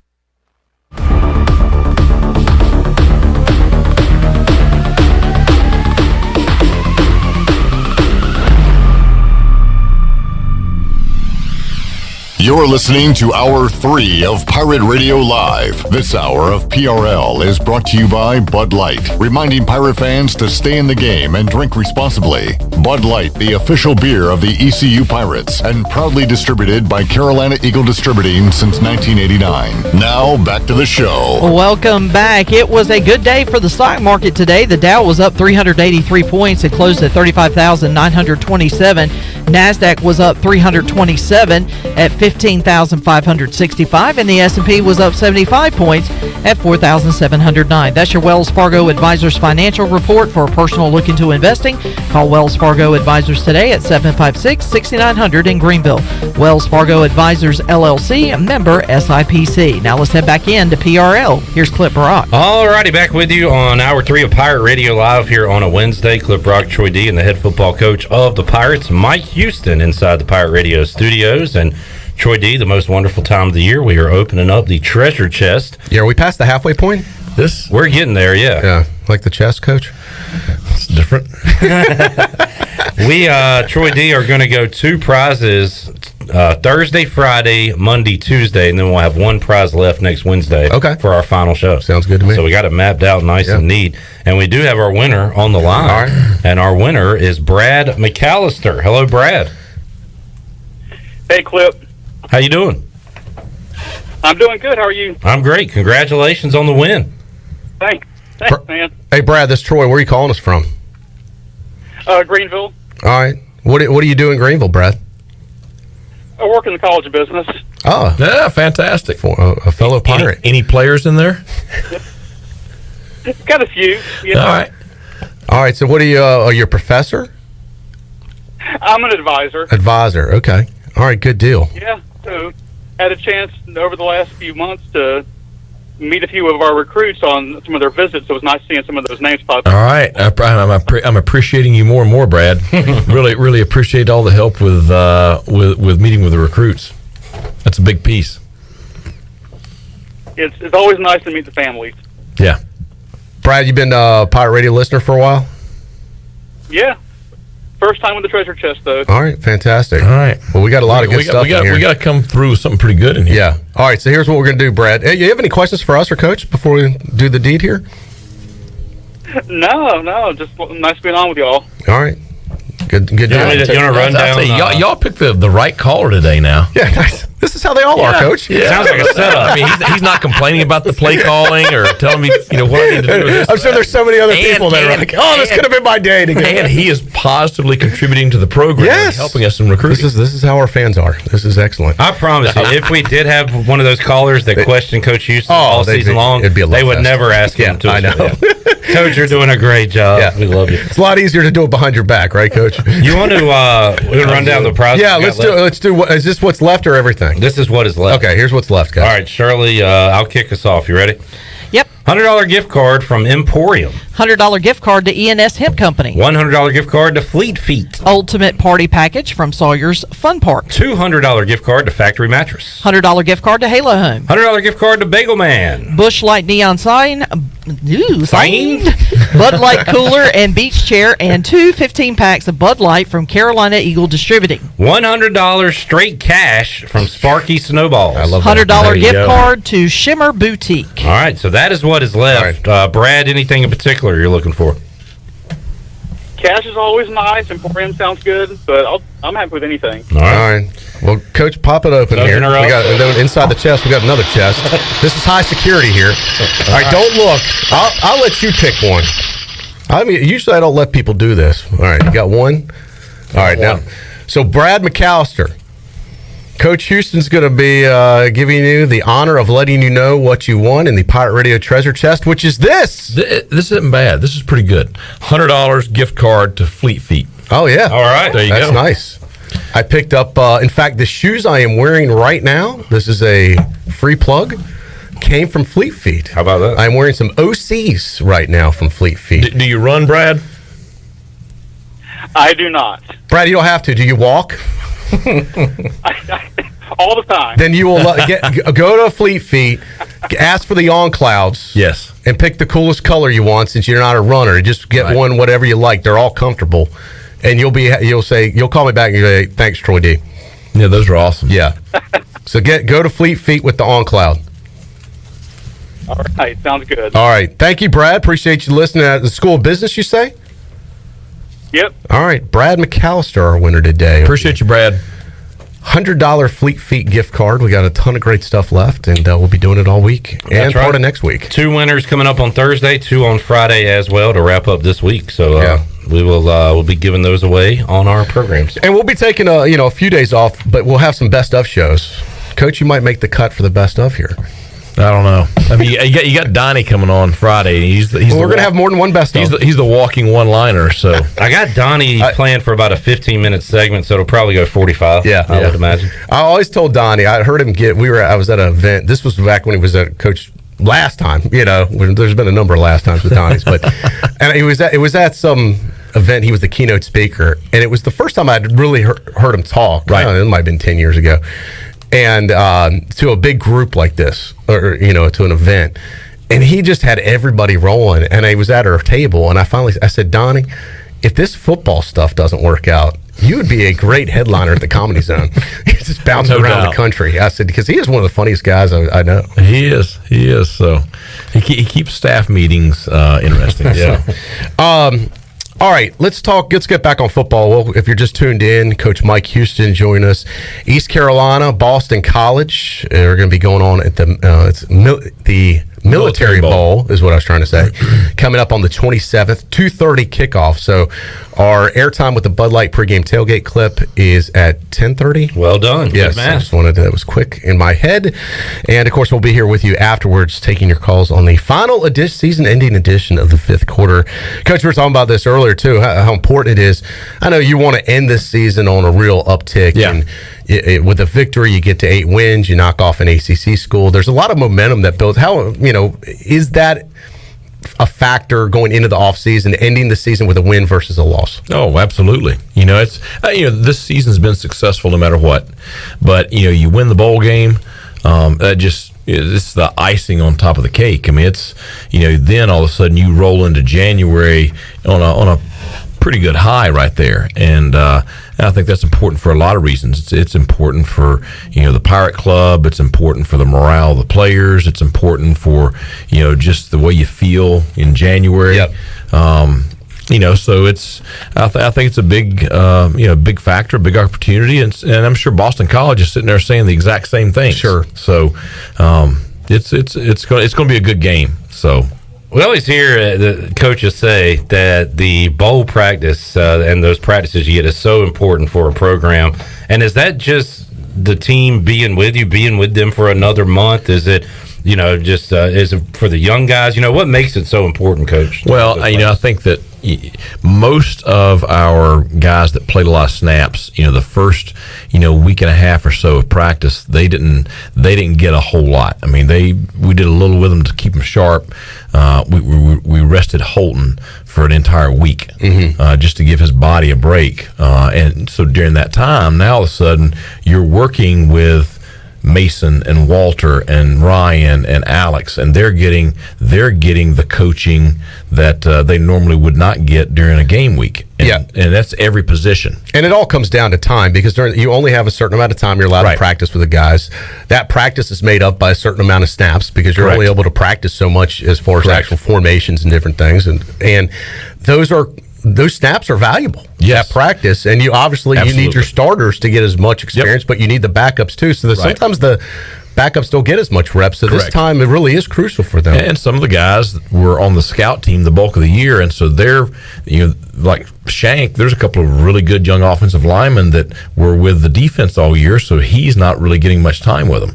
And so now all of a sudden he has the whole practice with them. And so it helps so much going into the spring. You mentioned Holton. Obviously, I think he got a big win a few weeks ago, whenever it was, when Holton announced officially he will be coming back to East Carolina for, I believe this will be his 6th year.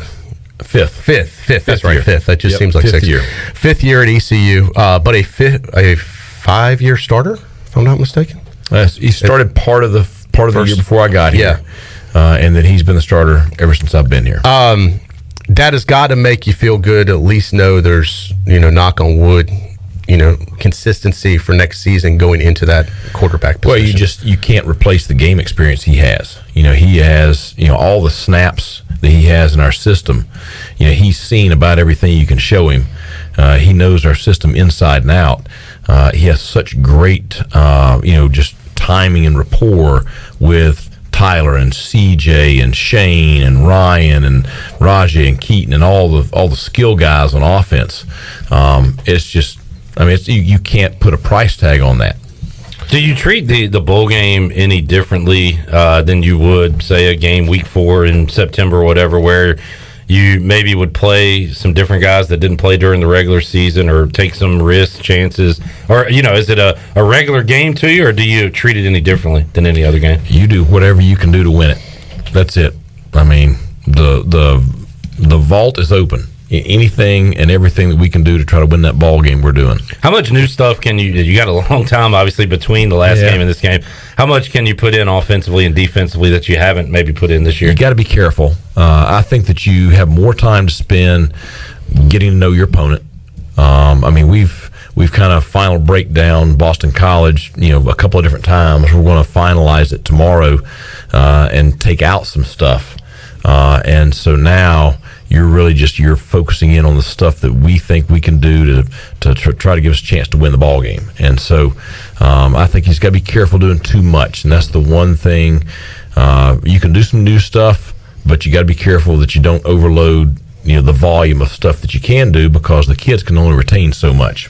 I know you, and you're happy to play anybody that they matched up against you. It doesn't matter whoever the opponent is. It doesn't matter. You're going to play the game. If you had a magic wand and you could have chosen the ACC opponent for this bowl game within reason, who would you have picked? No, I mean, I think the Boston College matchup is a good matchup, and it's two teams that haven't played each other before. I think it's two fan bases that are going to be close enough in proximity to travel, and that way that you're going to have hopefully a full stadium, hopefully mostly purple and gold, but you should have a full stadium. I didn't think I'd get him to say a team. That was a great answer. Yeah, that was a good answer. You're a pro. thought I'd try and slide one in right there. I'm just probably not a dummy, so I'm not a pro. But yeah, it's a good matchup. Yeah, no, it is. I mean, it's the biggest game of the year. Heard that one before too. Yeah. In fact, I think I've heard it 12 times now. 13. You've got me believing every game that we're playing that week is the biggest game. I'm sort of buying into that. Which one of the last 12 games didn't count? I know. You're right. And Troy, I heard you ask Coach Houston this during a press conference about the pregame speeches, and you gave a pretty good answer on that. And it's real. It's what you're feeling for that week and everything. But how about for the bowl game? And you got some extra time now, Coach, to get one ready. But I'm not much of a script guy. It's just whatever you're feeling. I'm just more of from the heart. It's like we did the function today for the Pirate Club at lunch, and Ryan gave me my bullet points, and there's a billion of them, and so I think I do much worse trying to read off something than I do just talking from the heart. You're a gut feeling type of guy. I saw a tweet from Trip Weaver before the Cincinnati game, and he talked about the seniors speaking to the team. Yeah. And, do that every year. But you've got now a program here at East Carolina that you didn't have when you first came here. How nice is that you can have those upperclassmen, those leaders, talk to the team and kind of be coaches on the field for you? Well, I mean, when you listen to Bruce Bivens, who's been through a good bit, Aaron Ramsour, who's been through a good bit, and there have been some dark times, and then you listen to them talk about everything that they are experiencing now, and just what it means to them, and what this program means to them, and what this season means to them, and it's incredible. And there were some speeches where it really moved you. And then the other one was some of the transfers that Justin Chase, DJ Ford, Audie Amatosho, they get up there and they talk about just how different it is in our locker room compared to maybe what they experienced at another institution, with the camaraderie, with the culture, with all that stuff. And it just, I think it's really rewarding for me to hear as a head coach. I think it means a lot to those younger players that maybe don't grasp just, what the finality means to these older players. It was a great night. You've got a young football team, so many of these guys coming back, and I know you're excited about that, the consistency of those players being able to be back, especially next season, which could amount to something very special potentially. What about the consistency of the coaching staff? I know that's important too, that you guys have the same coaches and the more consistent you have there. You've made changes in the past. What do you see next year looking like on your staff? Well, I mean, I think consistency is always good. Some things I can control, some things I can't control. I think every family has to make a decision based on what's best for their family. Certainly Amanda and I made a decision based on what we thought was best for our family. But everybody's got to do that. And so I feel good about the staff. I think everybody gets along well. I think everybody enjoys Greenville. Everybody enjoys working together. They love our kids.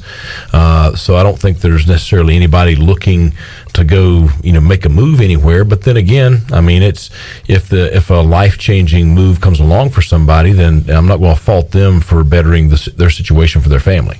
Mike Houston joining us here inside the Pirate Radio studios. Let's take another time out. We'll come back, have more for you on this Wednesday edition of Pirate Radio Live. We are back with you after this.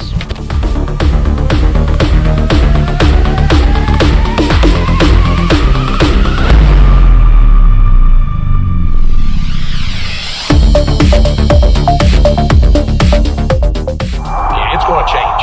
I promise you. As I stand here, it will change.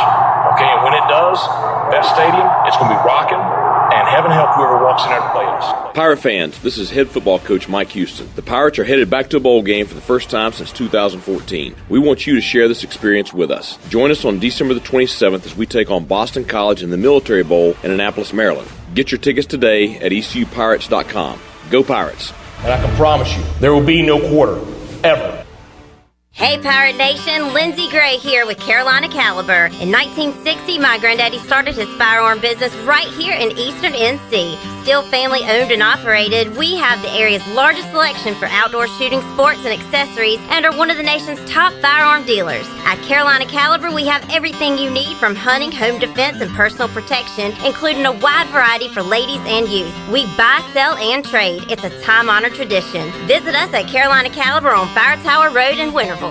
This is Dr. Phil Perdue with Orthopedics East and Sports Medicine Center. My colleagues and I recognize how difficult this time is for everyone in our community. We continue to see patients during the week while taking precautions to keep everyone safe. Our extended care clinic is now open on Saturdays and Sundays from 10 a.m. to 2 p.m. so you can avoid the emergency department for your urgent orthopedic care. For more information, please contact us at 757-2663 or visit our website at orthoeast.com. Hey folks, Uptown Brewing Company is proud to be your friendly neighborhood brewery. We have an incredible lineup of year-round and seasonal brews available in our tap room, and we're also the home of Billy Beer. The tap room features weekly beer and wine specials, events, and live music on the weekends. Need to book a holiday party? We're happy to accommodate. Our staff goes above and beyond to make you feel welcome and keep your glass full. Come see us at Uptown Brewing Company, 418 Evans Street, Uptown Greenville.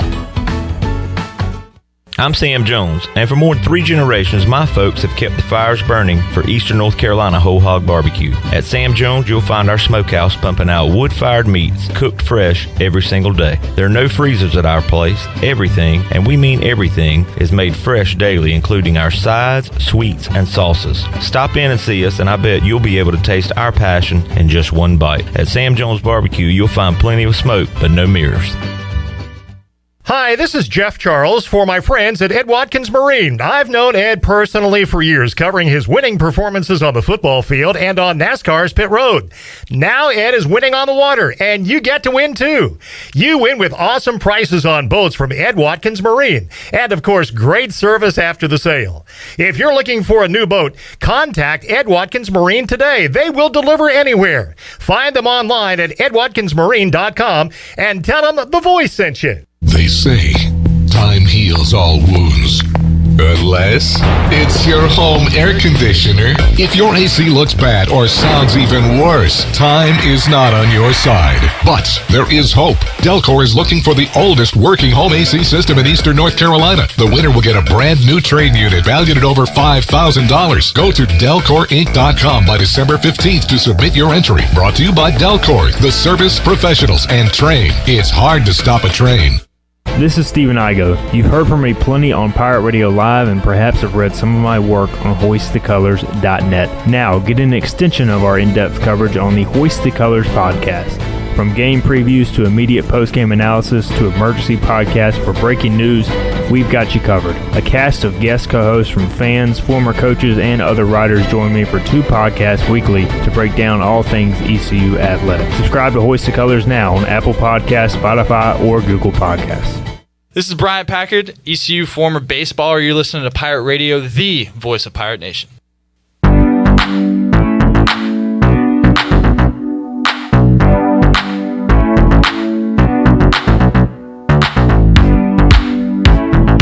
You're listening to Hour 3 of Pirate Radio Live. This hour of PRL is brought to you by Bud Light, reminding Pirate fans to stay in the game and drink responsibly. Bud Light, the official beer of the ECU Pirates, and proudly distributed by Carolina Eagle Distributing since 1989. Now, back to the show. Welcome back. A couple of college basketball games on tap on the Buck scoreboard. UCF will be at Temple tonight at 7 o'clock. Number 22, Xavier will host Morehead State at 8:30. UC Irvine will be on the road to take on USC at 9 o'clock, and then UCLA will host Alabama State. That's the late night game. That is going to tip off at 11 o'clock. And that is a look at your Buccaneer scoreboard. Enjoy some holiday cheer this month at the Buccaneer Music Hall. The Buck is open 7 days a week and is your place for live music every night. And coming up on Saturday, December 25th, the Buck will be open with a special show featuring the Eli Craig Band. And make your plans now to ring in the new year with Mikhail Buck and Cooper Greer for their spectacular New Year's Eve extravaganza. The Buccaneer Music Hall is your beacon of music in the land of the Pirates in Eastern North Carolina. Follow the Buck on social media for the latest news and updates. Now let's head back in to PRL. Here's Clip Brock. All right, Da Buck. The undermanned Hornets taking on the Spurs tonight, 8:30 in San Antonio. Wish we had time to talk NFL with Coach Houston, but we're about out of time, so we can't get. I was going to ask, how is the Washington football team doing this week? Technically bad because all our guys have COVID right now, but trying to get over that loss on Sunday, Coach.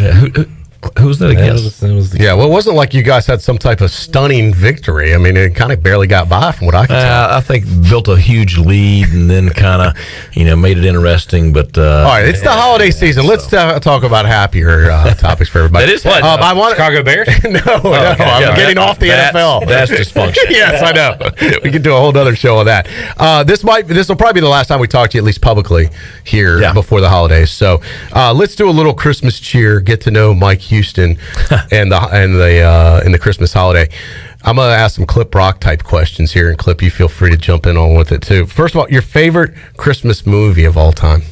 Oh, Christmas Vacation. Yes, I knew it. I knew he was going to say it. I felt like my 9-year-old was going to put money on that one. My 9-year-old last night asked when we were going to watch it. Oh man, it's awesome. You're raising them right. Well done. Yeah, it's a great movie. Never gets old too. That's the thing I love about it. Even like kids could watch it today, and it's still funny for kids that are today's day and age. Well, Cousin Eddie, I mean, that's its own thing right there. Yeah, but Clark, man, Clark. So I saw a great meme. It said something like, you grew up like you've turned like as you get older, you kind of turn you start as Cousin Eddie and then you turn into Clark. Yeah, as you get older. All right, what's your favorite gift that you've ever received for Christmas? Like a young Mike Houston. Yeah, don't say a big raise. I don't know, something I'm sure was great that my wife gave me at some Christmas over the years. What's the most memorable gift you've ever given?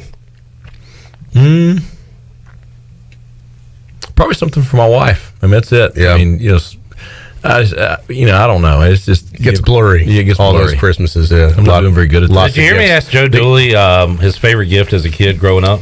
Yesterday, no, I missed that one. What he said? Probably no basketball. Yeah. Hey, a bike or I thought he was going to say Nerf hoop. A basketball. There you go. Yeah. A basketball. Joe is one-dimensional. I like that. I do think I did pretty good this year with her. So. Oh, so you mean the gift-wise? Yes. Yeah. It could be. That's dicey with a football coach because I have literally bought Christmas gifts. Because you only do one. I mean, she's doing the rest of them. Right. I've done it on a recruiting trip before. She handles all the family stuff. I've had a coach, listen, drop me off between schools at this mall right here. I got to go in and get something for my wife. I'm not going to have anything for Christmas. Right. Do you have any real estate on the tree, or is it all your wife? Like, do you have a ugly Cowboys ornament or a ECU, anything on the Christmas tree? Yeah, we've got ECU on the Christmas tree. I've got a national championship logo from JMU on the tree. I have a Super Bowl deal for the Cowboys. I know you couldn't relate to that. That one's probably dust. That's old by now. Yeah, more recent. Than we call that vintage. That's true. That's true. By a few years. What's your favorite Christmas food? Could it be a dessert? It could be anything that runs the Christmas gamut. Like, I'll give an example.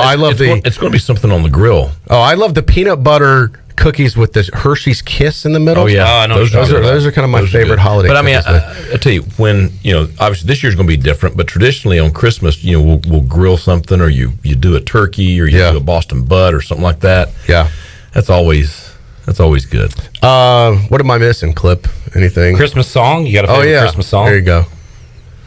I don't know. It's a tough one. We play Christmas music, but I don't know if there's a particular song other than that one, the country music song. It's a comical one. I forget.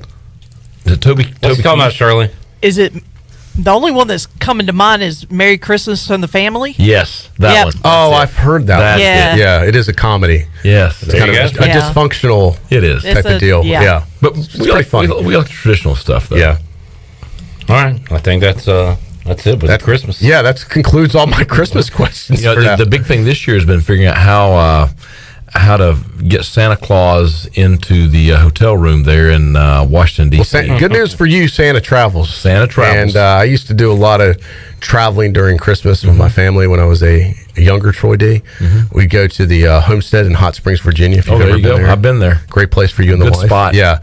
We'd go there every Christmas, and Santa would follow us. There you go. He has a way. He's magical. He knows how to in do the it. hotel. That's pretty cool. Yeah. Kenny, the Cowboys fan, points out Cowboys Washington Sunday night before the bowl game. Ooh. So he's hoping you get 2 wins. While you're up there. The thing is, I could not tell. I've seen maybe 10 NFL plays all year. Yeah. Well, Donnie is and I think his wife's a bigger Washington fan than he's a Washington fan. We had a discussion Sunday night. I remember going out to practice back in the day and asking him, "Hey, did you see that play?" And he's like, "Nah, I can't watch any game." Like, he's busy. Like, you guys don't even get to enjoy it really, until after you're done. But that would be a good weekend. Yeah, we'll see. All right, Jenny wants to know: do you have any family traditions during the holidays? Well, I mean, watching Christmas Vacation. Oh, that is okay. Usually mom. Either we go there, see her, she comes here, something like that. So we don't get to do that this year. And the boys are how old then? Owen just turned 13 and Reed's 9. Okay. But traditionally, the day after Christmas, we take off and go to Charleston, South Carolina, and spend New Year's in Charleston. So we're going the day after the bowl game this year. Does the family come with you when you leave with the team, or they come up later? So they are coming up Christmas Eve. All the wives and kids are okay, and so then we'll return right after the game. I think they're coming back the next day. All right. I think we've pretty much covered everything we can cover right now. I know you're looking for a great crowd for ECU. Hopefully, folks can get out there. And I always like to leave you with the last word, your message to the Pirate Nation. Anything you want folks to know. It's been a great 2021, and I appreciate Pirate Nation, and I appreciate the fact that I get an opportunity to be the head football coach here. So let's turn Annapolis purple and gold and have a great December the 27th. Coach, it's a lot of fun. Appreciate you joining us, Thank you for being here in studio. Have a great Christmas. We'll have Blake Harrell coming up on Thursday. Talk about the Pirate defense. Man, what an improvement on that side of the ball in year 2 of Blake Harrell. Looking forward to catching up with him Thursday. Donnie Kirkpatrick on Fridays. We'll continue to get you ready for the Military Bowl. Troy D, we'll see you Monday. Yep, Monday at 5. Enjoyed it. See you then. Coach, appreciate it. Enjoy Go Pirates. And we'll see you fine folks coming up Thursday, 3 o'clock on an all-new edition of Pirate Radio Live. So long, everybody. Thanks for listening to Pirate Radio Live, an exclusive presentation of the voice of the Pirate Nation. This is Pirate Radio.